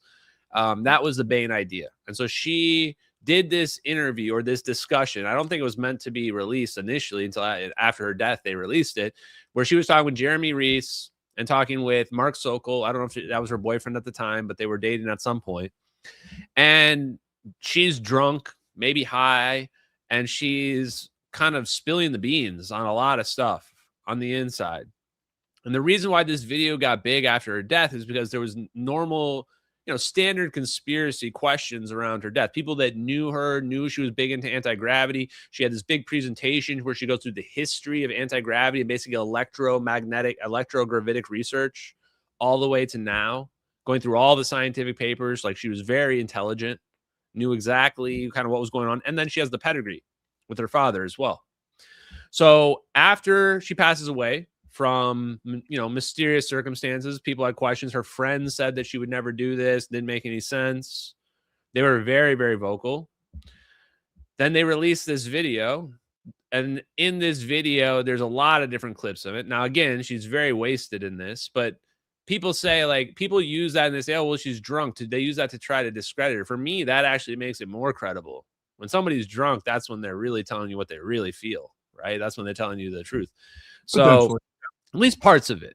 Yeah, sure. And now I've heard some dudes spin some yarns while they're drunk too. Of course. That's not the impression I get, though, because I agree with you. Having watched what I've watched of it, I agree with you. I feel like she gives a compelling story. I feel like she's being ultimately truthful. Believe what you want to believe at the end of the day. But what I'll tell you again is that what I was told was the defense contractors took her out. And here's the thing, too. When we go back to who's taking people out, it's not like the CIA directly. The people that are taking people out is the defense contractor security forces. Yeah. It's like actually people like you, honestly. It's people like you that, not you specifically, but people like you that have retired from special forces that are now mercs for, big defense contractors. Sure. That I'm sure you've got some friends that have questionable morals, and the situation is they're basically given like, golden gun, as they say, license to kill. And yes, that's basically how, if they have to go to that level. But the reality is they don't probably go to that level like they used to anymore because there's too much forensics. So now it's much easier just to discredit people. But in cases like, Amy, for example, where somebody is known in the community and it's going to be relatively difficult to discredit them, especially given who their father is, you could see why they might go to, another length to make sure that she's not blabbing anymore on videos and specifically talking about specific people's names and projects that might be, special access programs. Hey, and real quick, I just want to say, we'll just give this as full disclosure and a disclaimer too. So, she died from a self-inflicted gunshot wound. Authorities ruled it she offed herself. We'll just say that. Her father has publicly stated that he does not believe it was suspicious and attributes it to her health struggles, including chronic pain. That being said, 1 month before her death, she allegedly texted a friend something to the effect of, "I did not unalive myself. I definitely did not plan death by unaliving myself," rejecting the idea that it was suicide. She was also documenting this and all this other stuff. But again, that's full disclosure. She has a father that, is in this to saying one thing, and then she was making public statements multiple times saying that I'm not going to do this, and then that was done. So take that for what it's worth. You're muted, Ashton. I don't know why. Sorry. The one thing that to me that was just revealed this week. So I have been on the she shot herself bandwagon, but still open to other ideas. I mean, there's not much evidence either way. We just don't know, right? And how do you prove it? But the text messages that were revealed this week kind of really made me say, this is something that actually has to be getting investigated. So let me see if I can pull it up right here, because I want to say the exact words, because supposedly she shot herself with her own gun, but her text message specifically says that I would never shoot myself with my own gun, or I did not shoot myself with my own gun. Unfortunately, I can't, hard to find it right now, but specifically calls that out. Let me see. Where is it? Oh, here it is. I think this is it. Yeah, here it is. She says, Bob had it right. Speaking about Bob Lazar. Mark McCandlish. People believe that they took out Mark McCandlish. He was talking about 0-point energy and anti-gravity decades ago. They say Mark McCandlish's fatal mistake was that he did not tell anyone that he was under threat. Bob is alive because he told fucking everyone. I did not kill myself. She says, I did not shoot myself in my head with my own firearm. I did not overdose on my own prescription meds. I did not drive off a cliff. And I mean, this is a text message from Amy. And then she kind of speaks a little bit about the directed energy weapon stuff and her claims related to that. So for me, it's like, okay, it's one thing for you to tell me that there's nothing to look into here. It's another thing when you're telling me that their cause of death is literally something that she sent to her text message saying that I would never do this particular thing. Right? That's like me saying, guys, I'm not going to fall down an elevator shaft. And then you find out a week later I fell down an elevator shaft. And you're like, guys, it's normal that he fell down an elevator shaft. Stop asking questions. Like, at a bare minimum, we have to ask questions now. Now we have to ask questions. I'm sorry. But when you have a text message that says I wouldn't do this particular thing, and you did, I got to be a little bit suspicious. So that's my take on that. But let's go ahead and play this clip that I've got queued up over here, because she speaks about the death threats in that drunken video with Jeremy Reese and Mark Sokol. And by the way, I know Jeremy Reese and Mark Sokol pretty, not like they're not friends, but like I interviewed Mark Sokol, and Jeremy Reese interviewed me. I know all about APEC. I know all about their propulsion conference. And you want the inside info on that thing? APEC, their little propulsion conference thing, that's basically like where the CIA and the Black Project people go to try to figure out like who's getting close and who they can maybe use and bring in versus people who are like not going to figure it out on their own and they don't have to worry about. It's pretty weird. It's pretty weird. Oh, do you have the clip?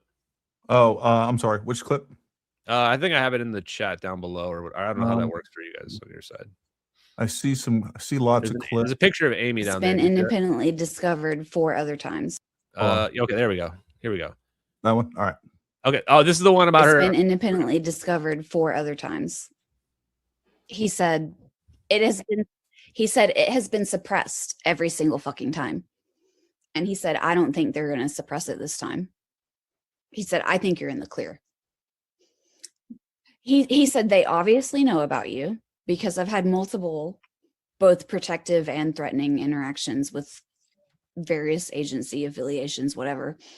He was like, if you haven't had a US government agent come to you and say, stop, shut the fuck up, stop, shut the fuck up. If that hasn't happened, they're going to let you do it. They're waiting. There are SSP motherfuckers that are fucking twiddling their thumbs. Like, is Amy not going to publish soon? Gah, we've been influencing this bitch forever. Doesn't she know we want her to publish? Jesus. Like, there's multiple people doing that right now. And on the other side of the fence, there's multiple parties looking at each other like, didn't we tell this bitch 3 years ago that we kill people for this? Is she not listening? What is she doing? She's still doing it? What? We told her we were going to kill her 3 years ago. So I have these two different scenarios floating constantly in my life where I have people being like, do it, do it, do it. You're the one, do it. And then I have multiple people being like, they're going to kill you.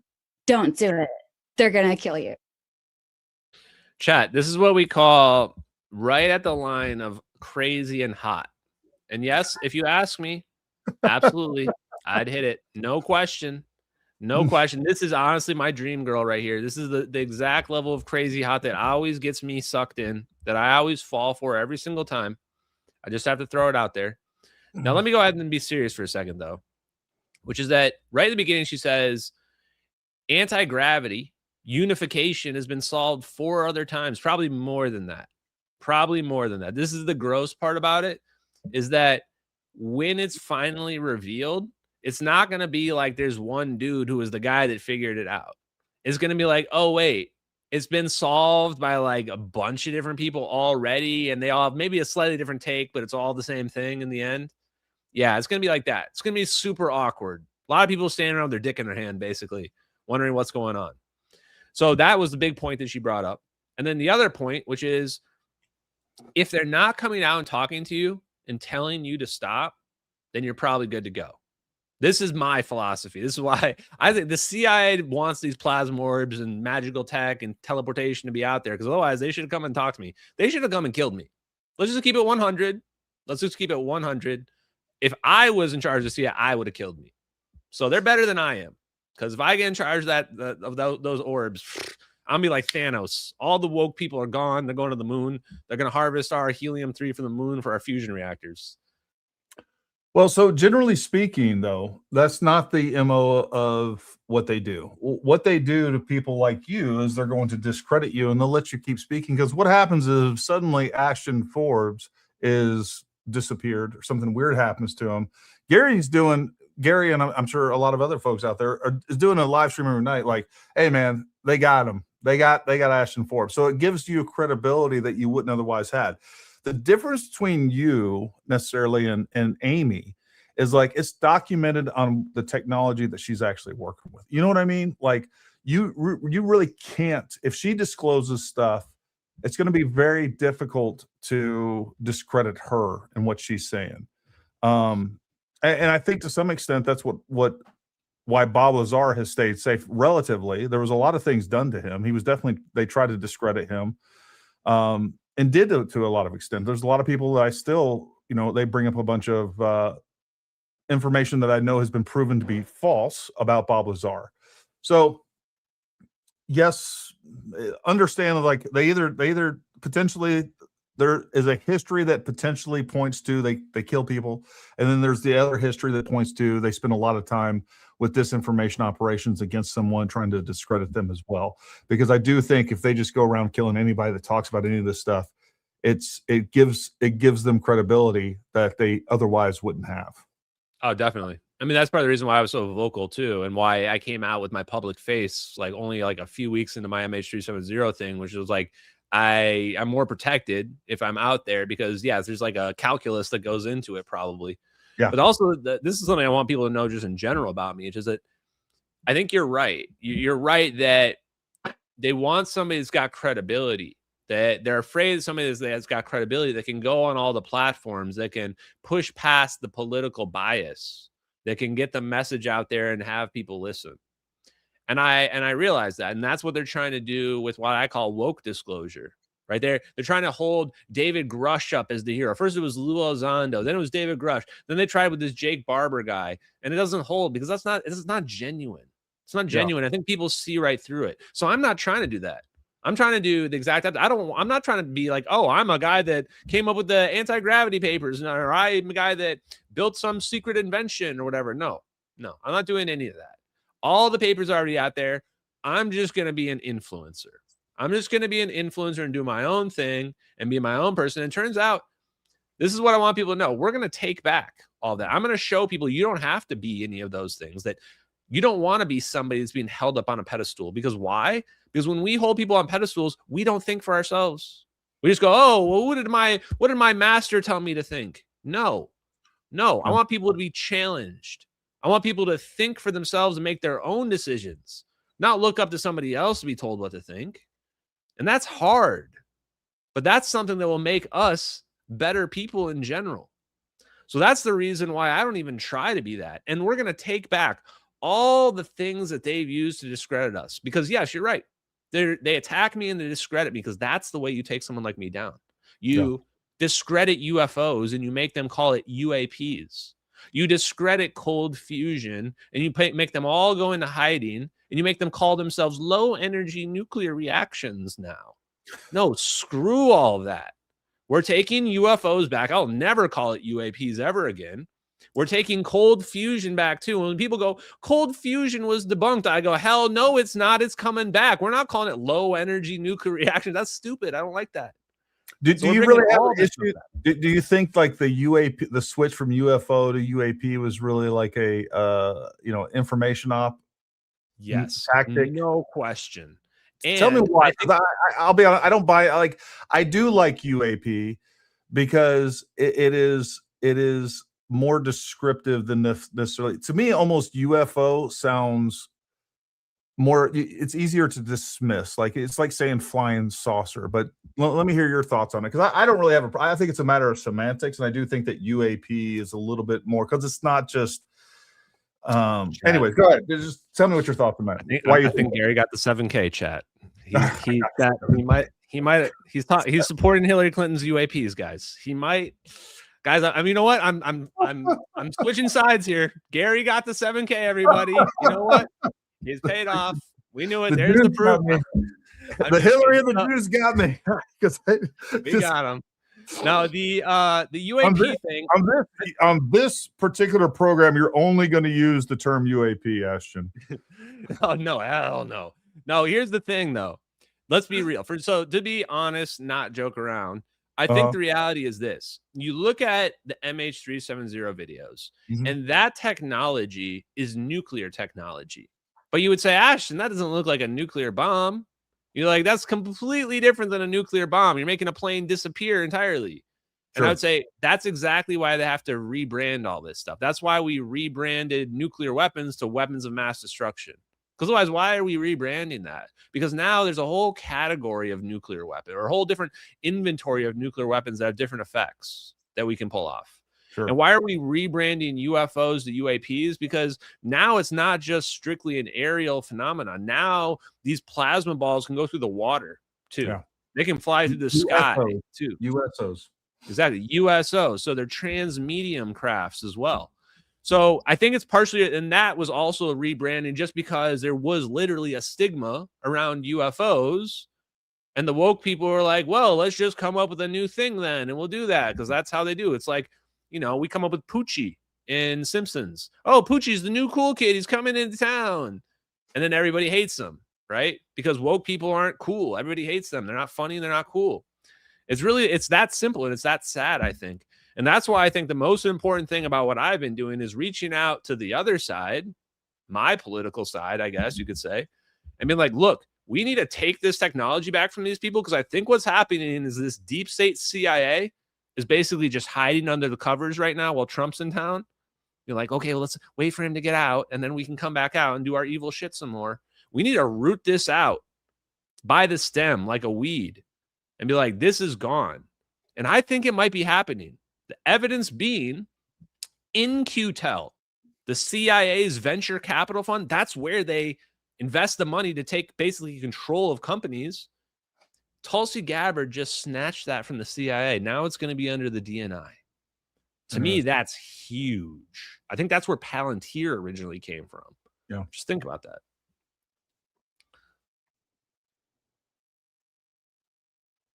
I'm thinking about it.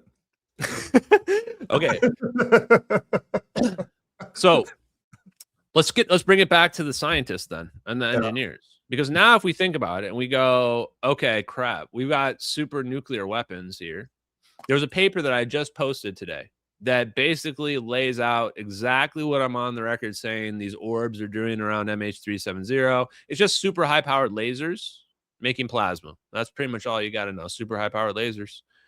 So if this is all real, then we have weapons that are way beyond what we have conventionally that we're using against Iran. More on the discombobulator side, more on the ghost murmur side.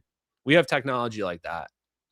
And that's a conversation that nobody's really having right now. You know, you'll hear some of these UFO people say, well, what happens if we have weapons that are more powerful than nukes? But it's actually even scarier than that. Because it's not about just one big bomb that could blow us up. I think you nailed it earlier. Targeted assassinations now become a lot more easy to pull off. In fact, disappearances become a lot more easy to pull off too, right? Yeah. In situations like we're seeing out here. So if we do have this crazy technology, I would expect to see more and more of these suspicious killings, disappearances happening. Why? Because the technology is also getting more advanced. And now things that we can't explain are happening because in some cases they might be using advanced technology, including directed energy weapons like Amy Eskridge was saying that was happening to her. I didn't put a lot of stock into this, but I know those directed energy weapons are real. That's science. That physics is real. It's the same physics as the ghost murmur. And they are going to do damage to you. It's going to harm your body because it's manipulating gravity at the cellular level or at this tiny level. You can imagine just like, you know, going through a wormhole, but not being completely through it, you know, getting all distorted and weird, but doing that to your body. I mean, what would those effects even be? They could be cognitive. They could be muscular.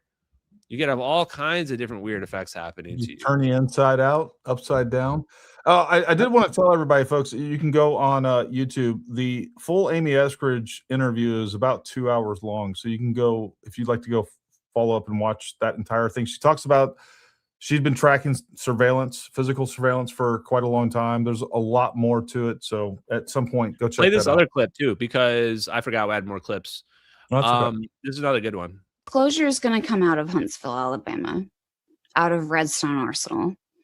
Redstone Arsenal in Huntsville, Alabama is the biggest fucking deal that you've never heard of. It's the biggest fucking deal that you have never heard of. And so we need a documentary to drop at the same time that establishes the credibility. Because the fact is that we have deep and wide, extensive credibility that no one knows about because you're not supposed to know about it because it's in Alabama, it's obscure. You're not supposed to know about it. That's the point. Wow. So that clip, I call it Space Juice City, Huntsville, Alabama. Do you know what else just moved to Huntsville, Alabama? Space Force. Really? Space Force just moved to Huntsville, Alabama from Colorado. Yeah, that was one of Trump's big things. Redstone Arsenal? Yep, Redstone Arsenal. Yep.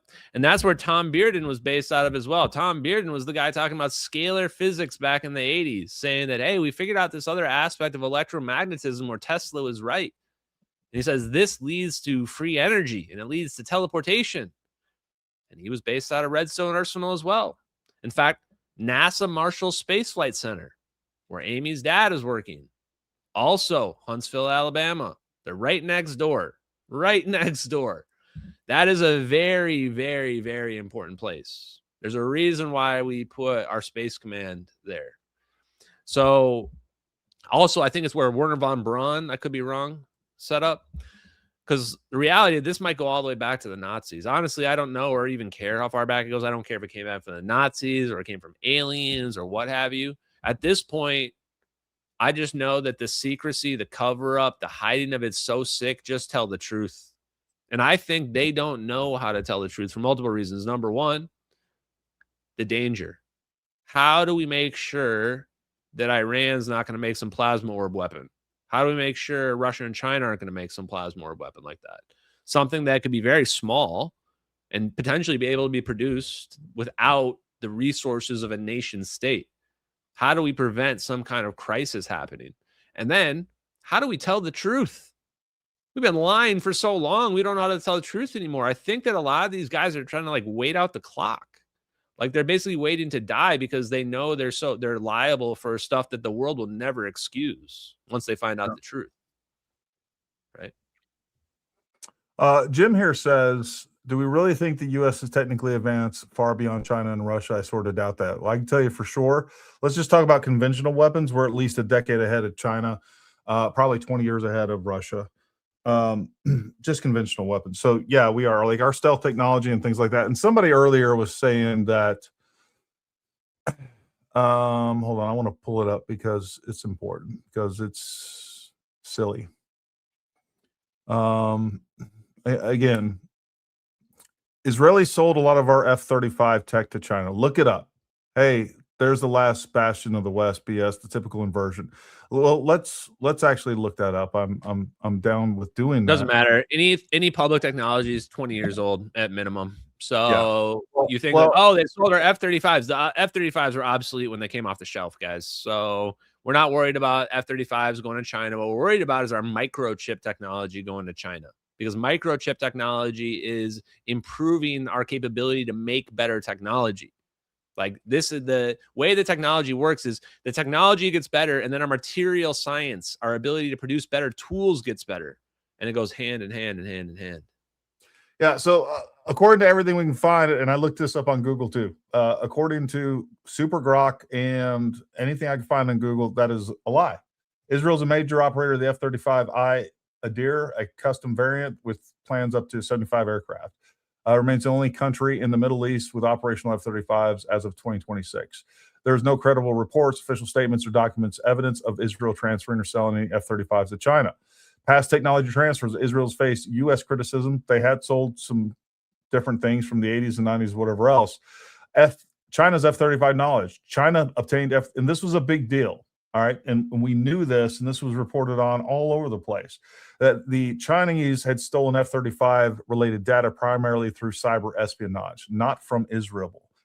So notable cases include Su Bin, who stole designs for F-22, F-35, and pleaded guilty. Other intrusions in 2000 and 2010 that compromised terabytes of data. This helped informed China's J-20 and J-31 programs. So I just get so sick. I get sick of defending Israel, quite frankly. But I just can't stand these just constant freaking influx of lies. Like, if it's true, fine, let's talk about it. Look, Israel. When I worked at the Department of State, I worked on I developed a program, our security awareness threat prevention. And really what we did was counter surveillance. We taught surveillance detection.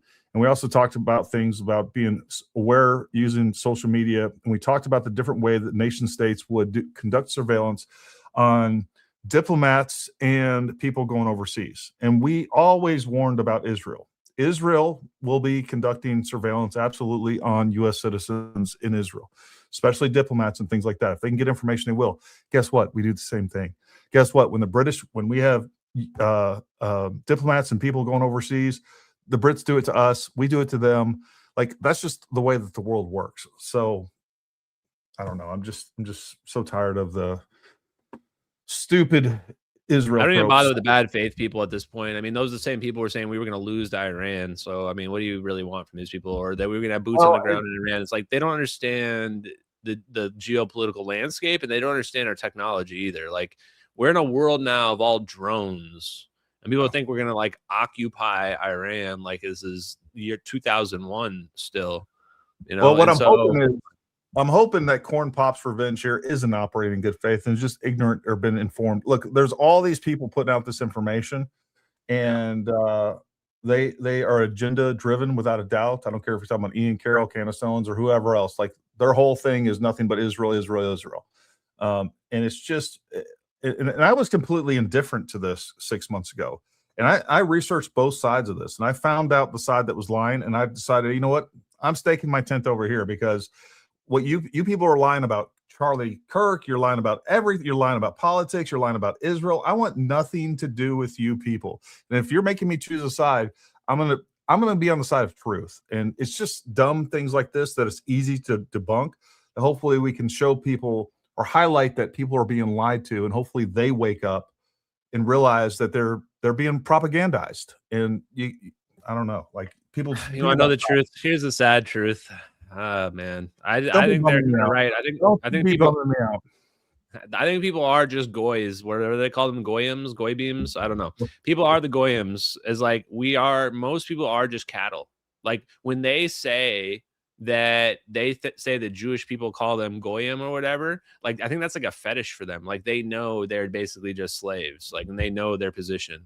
Like, this may be messed up to say, but these are the same people that believe that, like, white supremacy. They believe in white supremacy. Well, if you believe in white supremacy, you believe that not everybody's equal. What if the Jews are just more superior than you are? Oh, crap. Ooh, uh-oh. I'm just saying, that's your logic, look, right? They have to be more. If 0.2% of the population, they control the world. If they control the world, they have to be superior. There's no doubt about it. So anyway, I like to troll them a little bit with stuff like that. I like to take their logical arguments and go, wait a minute, but what if I follow your logical extreme and you think that white people should be better because they're the most supreme race? Well, then what if that's true of the Jewish people that you say that they think they're supreme? So whatever. I think it's all silly. I think everybody's ultimately equally stupid at the end of the day. And ultimately, if you want to separate yourself from everybody else, get ahead of this fusion propulsion thing, because like I said, not everyone's going to make it. And if you're ahead on this one, you're going to be ahead for the next several generations. Like, this is one where people's minds are going to explode. Not everyone's going to be able to deal with it. A couple things I want to jump into here. We need to find some stock to invest in. Whoever's doing it, let's invest in some stock into that.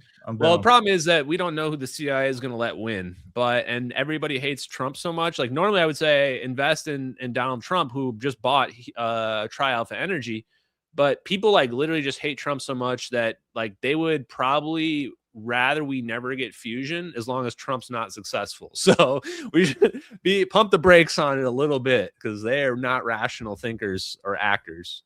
But let me talk real quick about the MH370 and this technology. Yes, because people say, like, Asha, why would we do this to a civilian airliner? And the reality is, you need a very good reason. The world does work with rules, and even the CIA has rules. And the only way that could have happened, that operation, is that there must have been a presidential finding, which means that the National Security Council, they found a reason to target that plane. Now, keep that in mind. You think, what could be so important that you would target a civilian airliner? It has to be the technology. It has to be. Either one person on that plane was a VIP that they had to stop or to secure, or it was all those engineers combined and their collective knowledge that had to be stopped. And that's scary, because what did I say about this technology and how we can never let our adversaries have it? Now you can realize, wow, what are we going to have to do to maintain this supremacy? And what have we already done? What kind of sick stuff have we already done to maintain it? Am I going to have to defend what we did to MH370 in like 5 or 10 years when people realize it's real? And I go, okay, no, guys, we had to do it because we couldn't let China have the tech. Then I allow people to call me a hypocrite at that point. No, I'm with you. I was reading through some super chats with that. Gray Hughes says, if they find him in the mountains and it appears he took his own life, will people believe that, or was he merely executed up in the mountains and it was made to look like he took his own life? I would say that if they can, for me personally, if they pointed like, hey, he's been here since approximate time that he left, I would say, you know what, he probably committed suicide for whatever reason. I'd be fine with that.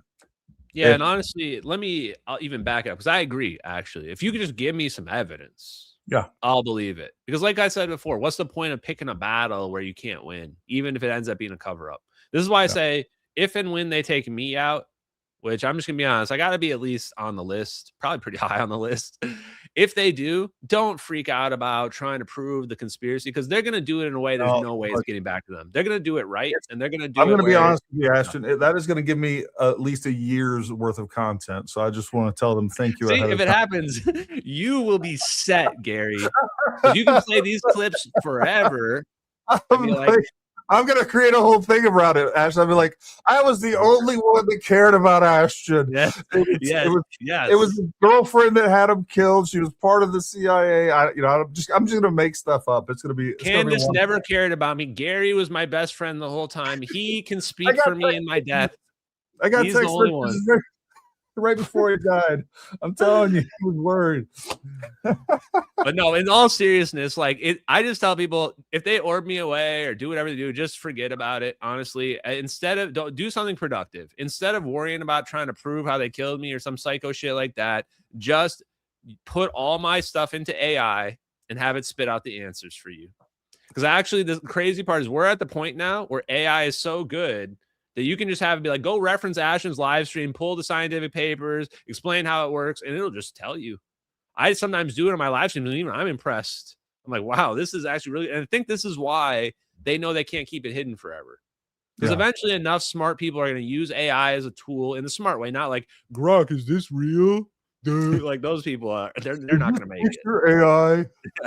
AI. Those people aren't going to make it. But the people that are using AI to be like, hey, pull in these scientific papers, teach me these concepts.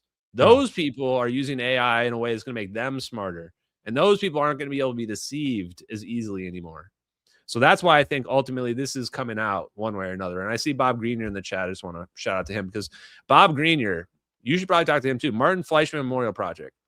Truth is, my man is a genius, first of all. Second of all, hard to follow just because he is so knowledgeable about science and physics and engineering, but he's an experimental low energy nuclear reaction, cold fusion scientist. And he knows all the major players that have been in that industry going back decades. And he was the first person that pointed out what those MH370 video plasma orbs are. He was the very first one. He was the one that said, these are exotic vacuum objects. This is the thing that he's been studying for decades. It's this plasma toroid. And here's the truth about it. I tell people. How do you spell his last name? Because I want to put his Greenyer, Greenyer. Greenyer, Bob Greenyer. He's been on a bunch of podcasts. But here's the last part is that I tell people those plasma orbs are particle accelerator fusion reactors, which they technically are, but they're actually even more magical than that. Those plasma orbs are actually like macro scale exotic vacuum objects, which means they've basically figured out the fifth dimension, the control over the fifth, perfect control over fusion. And they just use spin. They have it spin around. That's how they stabilize it. So you can imagine the precision that would be required to keep these plasma balls perfectly stable, know exactly how far they have to be spinning or how fast they have to be spinning. And it was Bob Greenyer was the first one to like explain it all well before I even understood any of it. So a big shout out to you, Bob. Thank you, man. How do you spell? Is he on X? Because I'm searching for him. I can't. He's find Martin Fleischman Memorial Project because Martin Fleischman was one of the cold fusion guys, Pons and Fleischman. So he's Martin Fleischman Memorial Project on YouTube and on X. But it's Bob Greenyer is the man behind the curtain. So Martin Fleischman Memorial Project. Yeah, Martin Fleischman Memorial Project. Yeah.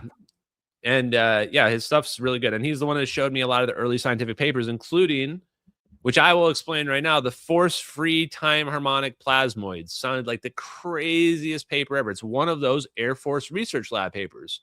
Force-free time harmonic plasmoids by Jack Nachampkin, 1993, right after the cold fusion thing. So 1989 was cold fusion. 1993, the Air Force Research Lab writes this paper.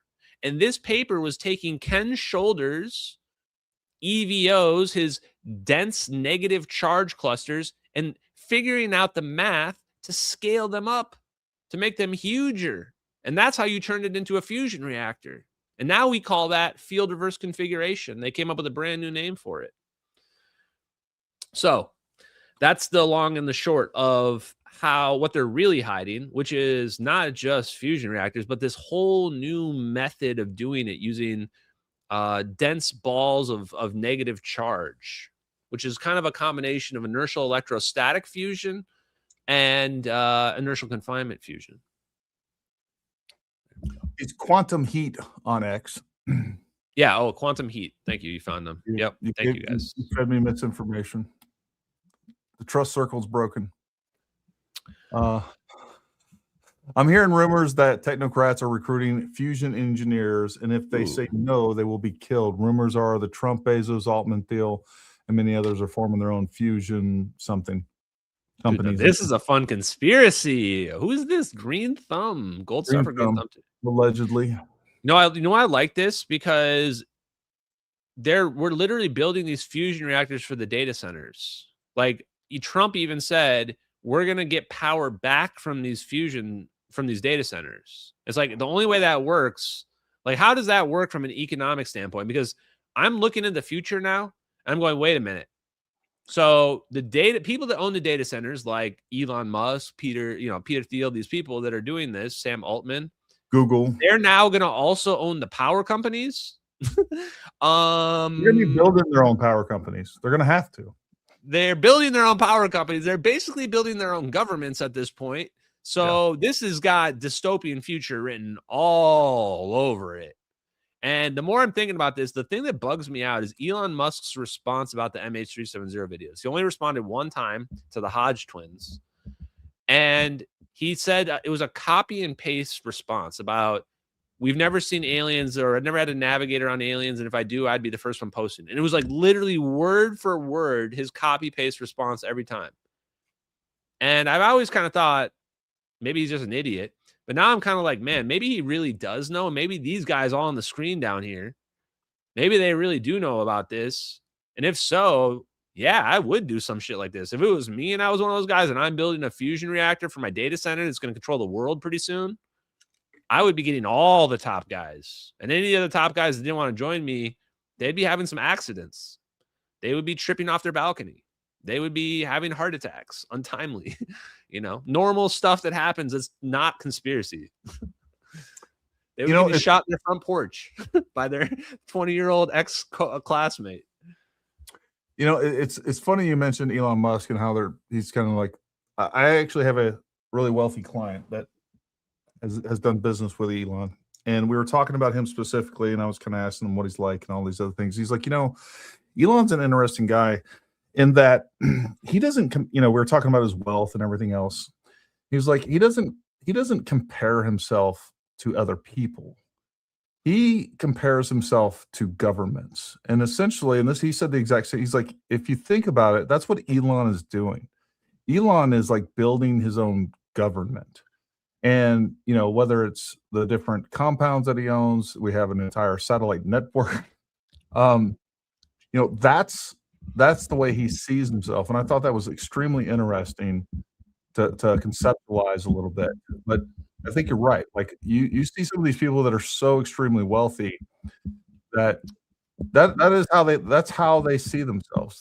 They're in competition with governments themselves, and they have resources that the governments depend on, and it's a different way to look at reality, I guess, a little bit. But it was funny that you mentioned that.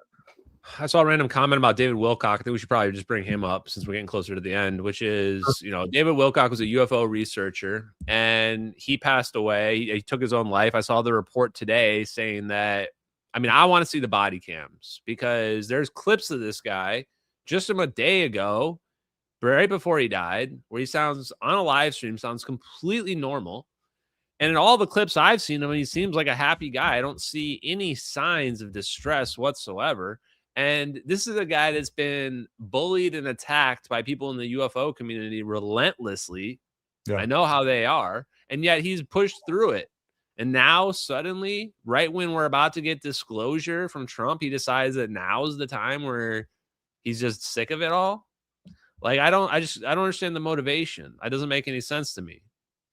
I think, correct me if I'm wrong, I think David Wilcock had his own YouTube channel and he created his own content. Huge. He had like 500,000 followers or subscribers. Yeah. Sure. And he obviously talked a lot about the UFO phenomenon. But, you know, where I knew him from was like he was always on like Ancient Aliens and many other documentaries like that. So that's where I knew him from. But so I don't know that much about him personally. As soon as I saw a picture of him and I knew that he, you know, it was reported that he would killed himself, and they kind of lumped him into the other 11 scientists. I don't know how many of these folks have any connection or if there's a connection between any of them.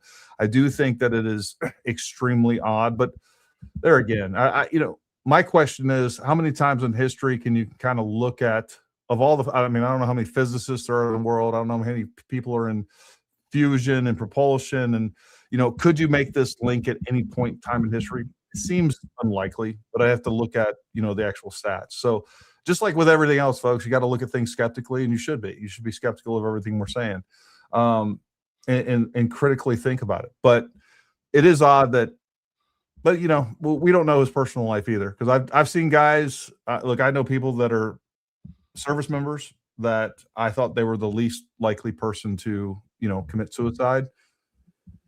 And unfortunately, they do. So, you know, humans are funny things, and we get wrapped up in our own head. And there's a lot of people out there that put a smile on for everybody else. And you know, when we look at, oh God, what was the comedian that killed himself? Mrs. Doubtfire. Oh God. Anyways, somebody out there. But yeah, I mean, the point is though, is that, you know, just because something's weird doesn't necessarily make it a conspiracy, right? Is Robin that it can Williams. be, it can be about Robin Williams. Yeah. You want to know a crazy story about Robin Williams? Somebody told me, which, yeah, it was just a story. I don't know if it's true or not, but somebody came to me in one of my replies like a year and a half ago and said that they were at Robin Williams' house having dinner with him, like after like a week after MH370 happened or something like that. And that it got brought up randomly. And she said, I still remember this look on his face when he says they're never going to find that plane. And it was almost like a knowing tell. And it turns out he killed himself like right after that. He killed himself like right after that, I think. So pretty weird, man. He died on August 11th, 2014. Yeah. So the plane disappeared on March 8th. So yeah, that was like 6 months later. So weird. Anyway, not even 6 months, 4 months later. So I don't know. The reason why I always thought that was weird though to me is that this is, you know, it's not conspiracy. It's just weird little tidbits, because you could see how somebody who's like a famous celebrity might be in a position to know or hear information through back channels that the public might not be aware of. And imagine, like, just hypothetically, imagine Robin Williams, who is super, super famous, right? Knew a super nice guy. You know, he might have known huge political figures. He might have known international political figures that were huge. What if one of them has messages and was like, the Americans did it? That's it. They don't even have to tell him the circumstances. Just that the Americans did it. And he can't say anything. He can't even say anything about it because people will think he's insane if he does. They'll think he's anti-American if he says anything about it. Imagine the psychological pressure that puts you under. Will you even want to live like that, knowing a lie that's so big like that?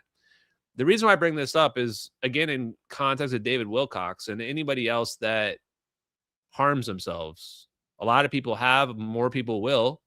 We have to just, that's the reality of the situation, is that the reason why I said not everyone's going to make it is because this is a lot to bear. It's a lot to take in. It's a lot to absorb. It's a lot to accept. And it's a lot to bear. It's all of those things. And it's going to shatter people's paradigms too. Like that's the other thing. It's what? It's going to shatter people's paradigms, the way they see the world. Exactly. It shatters their paradigms. And that's the thing, is that people get angry and violent when you shatter their paradigms. We've seen it in politics for a very long time. And so it's actually not the people on the right that I'm most afraid of. You know, I think that the biggest concern is what you said in the beginning. And all you were like is, look, guys, religion can deal with aliens. Like, if that's all we got to deal with, I ain't worried. I'm worried about the people that tell me there's 37 genders and think that a man can have a baby. Those are the people I'm worried about, because when you shatter their paradigm, they get violent. They get violent and they go on murder sprees. So when you tell those people, hey, you've been preaching to everybody that you know the science and that you're the gospel on the science, and it turns out you've been a fraud your whole life and you haven't known the science, and the other people did know the science that you were trying to discredit. I don't see how those people live with themselves. I'm just being honest. Like, that's the people I'm afraid of when it comes to the paradigm shift. Now, to just go to the last kind of convo I want to have with you on this real quick is not to change the conversation, which is like this technology we've been using, the ghost murmur and the discombobulator. This is stuff people should not forget about. If we want this disclosure, this is stuff I've said on my live stream, when the clues get revealed to us, we can't let them get forgotten. And these are two huge clues that prove this technology is real. Because the answer is there's an extra dimension. And this is important because it lets you cheat. Where normally, with a ghost murmur thing, you shouldn't be able to detect a dude's heartbeat from even an airplane where the dude's down in the forest somewhere. It's way too faint, and electromagnetic signals drop off by the square of the distance, which means the further you get away, that signal gets really, really, really weak. So when you listen to these physicists, they say, that's not possible. You can only do that for like a few inches, they say, not miles, not feet. But they're wrong. You can do it. How can you do it? Because we're not detecting that one specific signal. We are sensing the whole environment. We're sensing the whole environment, and then we are just sending our AI to look through that environment as it changes, as it fluctuates, and pick out a pattern. And that pattern can be a extremely faint pattern, but they can detect it. And the way they use this is something called the Ehrenhoff-Bohm effect. It's no electromagnetic signals at all. It's actually just using the potentials, which are real. With the Ehrenhoff-Bohm effect shows these potentials are real. So what I'm saying is these potentials that are shown in physics, the potentials are the ether, the extra dimension. The way this, however you want to believe it, however you want to conceptually view it, the way the ghost murmur works is that it's using that extra dimension. It's sensing that extra dimension, which now, that's how quantum entanglement works. We're able to now make 2 points. Sounds like quantum physics here. It's exactly quantum physics. And that's why they call it unification. Because when we're unifying physics, what we're doing is we're saying quantum mechanics is real. General relativity is also real, the stuff we see in the cosmos. How do they connect?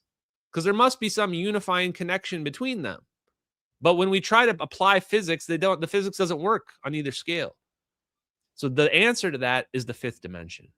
You add in this extra dimension, and now suddenly you can get everything we see in the big scale in the universe, the stars, galaxies, and you can also get these weird quantum effects like quantum teleportation, like quantum entanglement. Why? Because there's an extra dimension. We don't see it. There's a bridge between the quantum entanglement points. We just don't see it. Why? Because my hand up here is the extra dimension. And that's why you're going to hear these UFO people talking about extra dimensional aliens, because the reality is the physics is an extra dimension, but it's not that they're coming from some bizarro universe.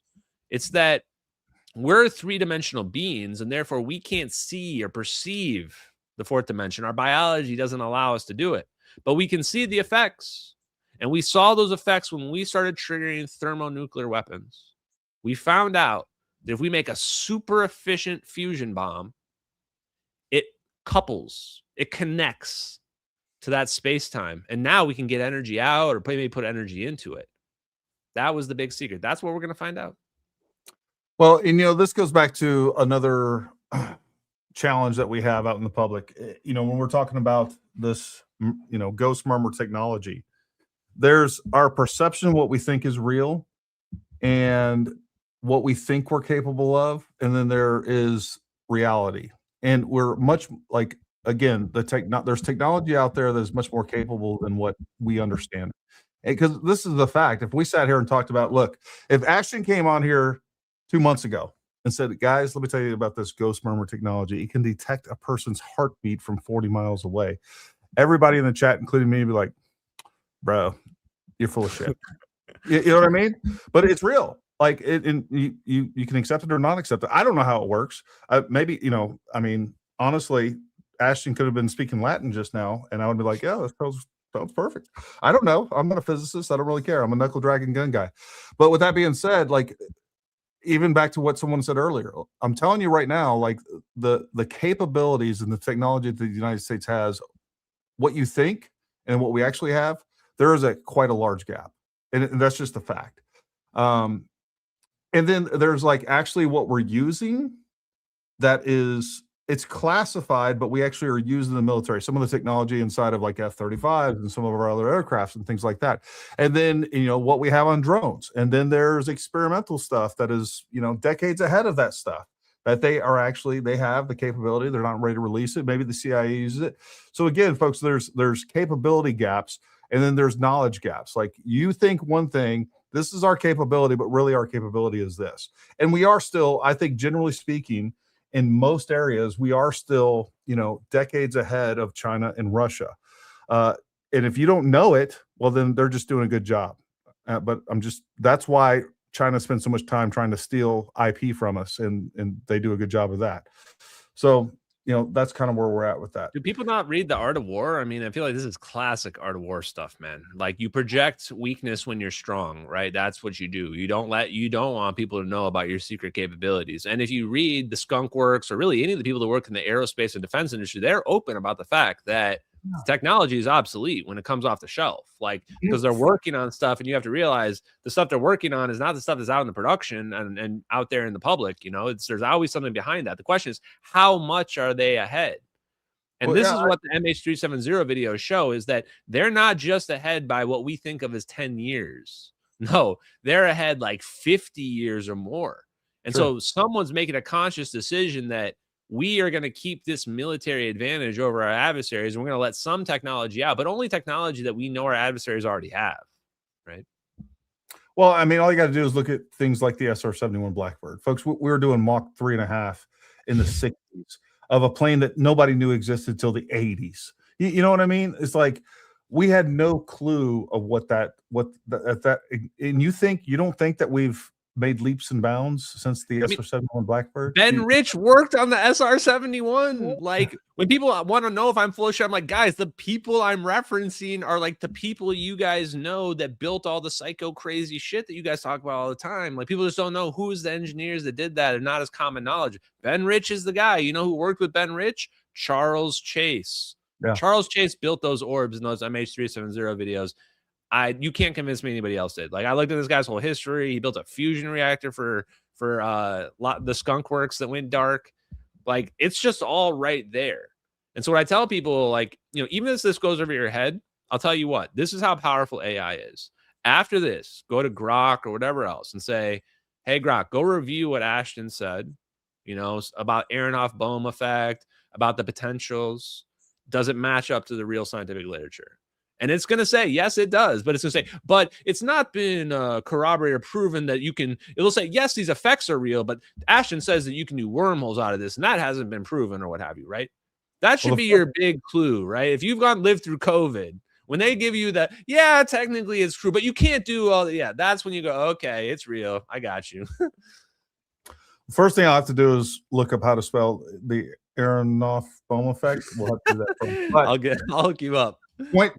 Point taken. Yeah, and look, again, folks, take all this stuff for what it is. I don't know that we provided you any proof of this stuff. Critically think about it. Do some research if you are interested in it. Again, Ashton has a lot of stuff on his page. You can go figure out. Look, Ashton has made a very compelling case when he came on about the MH370. I don't know if it's true. I can't say for certain that video is true. I'm skeptical of it. I'm skeptical of what, a little bit of what Ashton says. But what I do know from my interactions with Ashton is I think that he is genuine. He believes what he's telling us. And I also know that he spent a lot of time researching that. And that's the people that I want on my channel, are people that aren't out there just grifting for BS reasons, right? So I always enjoy his perspective, and yeah, take it for what it is. Thank you. I saw the super chat that asked me to put the glasses back on for the final take. So I'll do it. Yeah. And thank you for having me on, because truth is, I like talking to you because I want to talk to people that are more skeptical, people that are outside the comfort zone of the UFO phenomenon. And because I want to demystify this as much as possible, because I do think there's something happening here. It's the scientists, this UFO disclosure. I do think there's a common thread, even if they're not all directly connected. And that common thread is we're about to get something incredible revealed to us.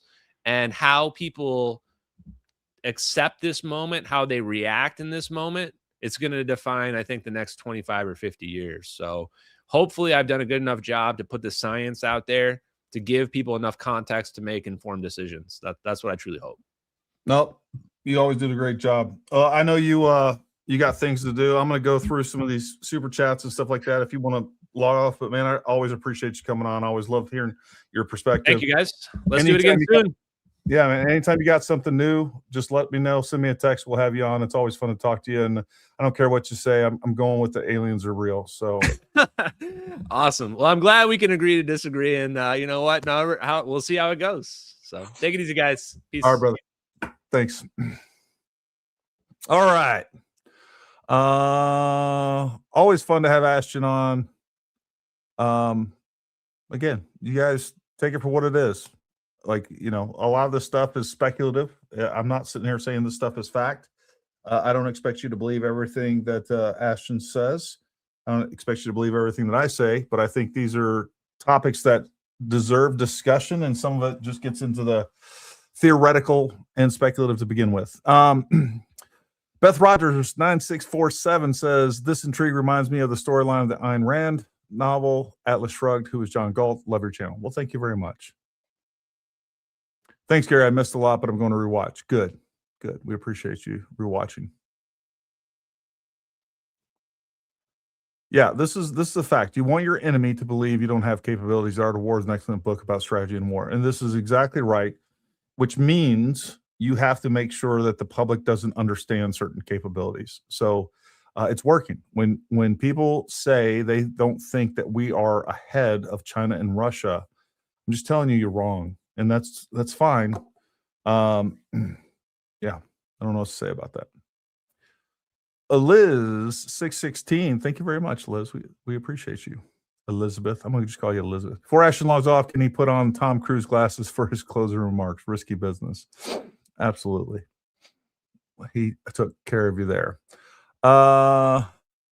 This is one question I did mean to ask him, and I put it up there and then took it down and forgot to follow through on that. All right, folks. Well, we covered a lot. If you don't have any other final comments, gripes, or complaints, let's throw Jen, the producer, on here. Jen, what do we got coming up over the next couple of days? So Monday we have Craig Sawman Sawyer talking about human trafficking and the cartel just before he goes out on an op. And then on Tuesday... Do we already have that live stream listed? I was waiting for one last thing. Okay, gotcha. All of his socials, but I'll get it out in like the next 10 minutes. All right, got everything else just ready. Everybody know we're looking for a new producer. That job is open. Yep. I know I suck. And then on Tuesday we have, actually, it may already be out. I'm sorry. But Tuesday we have EJ Snyder, 6-time Naked and Afraid superstar. He's coming on, and he is going to be talking about whether you should bug in or bug out when the stuff hits the fan. Yeah, folks, we'll be talking about survival in general.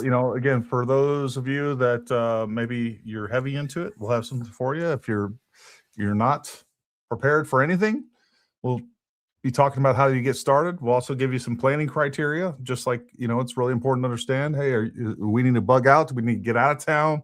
Do we need to go to some sort of, link up point? Whatever it is, like, we're going to have those answers for you. We'll help you try to kind of sort through some of those decisions. And hopefully, like, first of all, folks, if you don't have a couple weeks worth of food and some water on hand and lots of guns and ammo, You need all those things. You need and medical gear. Medical gear is also, if you have any prescription or anything, like that's a good place to start right there. But we'll be talking about all that. It's going to be a fun discussion. And then, like she said, Monday we'll have Craig Sawman Sawyer on. That's going to be a lot of fun. We'll cover a lot of ground there. I just put up the link for Tuesdays so you guys can check that out. One of the things that I would really appreciate you guys do is go to whenever we post a upcoming live, you go and hit the notify me if you're looking on YouTube. We appreciate that. So do that. And also make sure that you don't miss it too. Also add a seed vault to your seed vault. Yep. That's a great idea.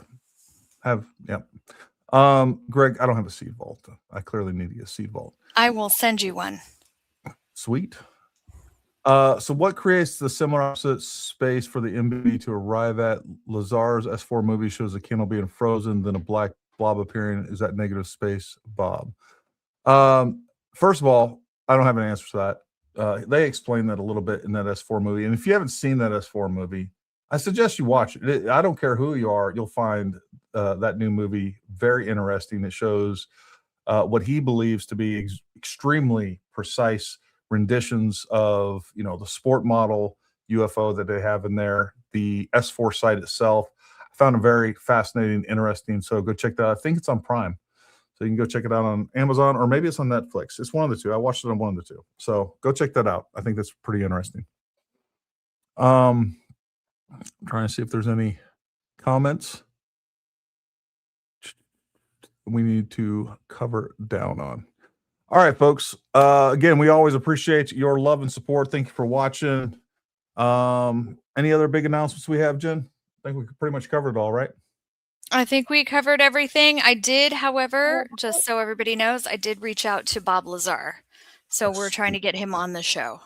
I'd love to have Bob Lazar. I'm going to fly to him, or I'll fly him to me. I want to meet him in person. I will let him know. Let him know.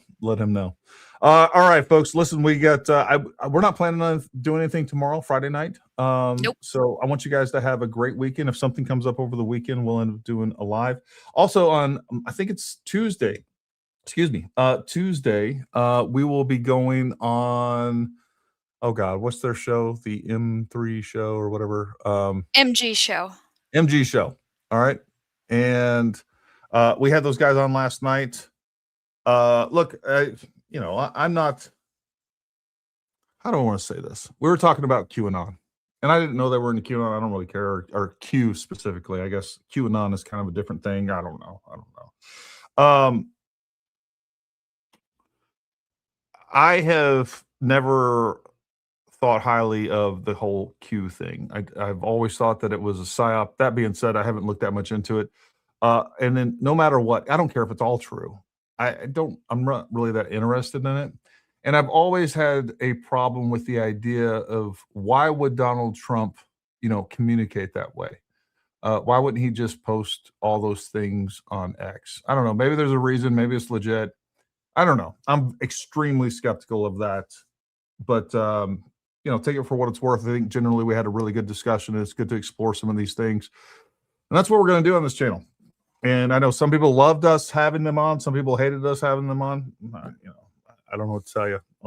Take it for what it is. And we're going to cover topics sometimes that you guys don't agree with. And many of you probably don't agree with some of the things that we talked about tonight. That's okay. I love you regardless if you love me or not. Or you disagree with somebody they have on. Anyways, hope you guys had fun. Hope you learned something tonight. Hope we, inspired a little, had some thought-provoking comments, and I don't know, whatever we got going on there. It was good to have some fun with some of these more lighthearted topics compared to all of the insanity with Candace Owens and even politics and Iran war and all the things that we are normally covering. To me, this was a much-needed break. So anyways, folks, we appreciate your love and support. Make sure you like, subscribe. Make sure you become a member. That helps us out. Go check us out on all our social media platforms. Links to all those platforms are down in the description below. And until next time, stay armed, stay ready. We'll talk to you soon.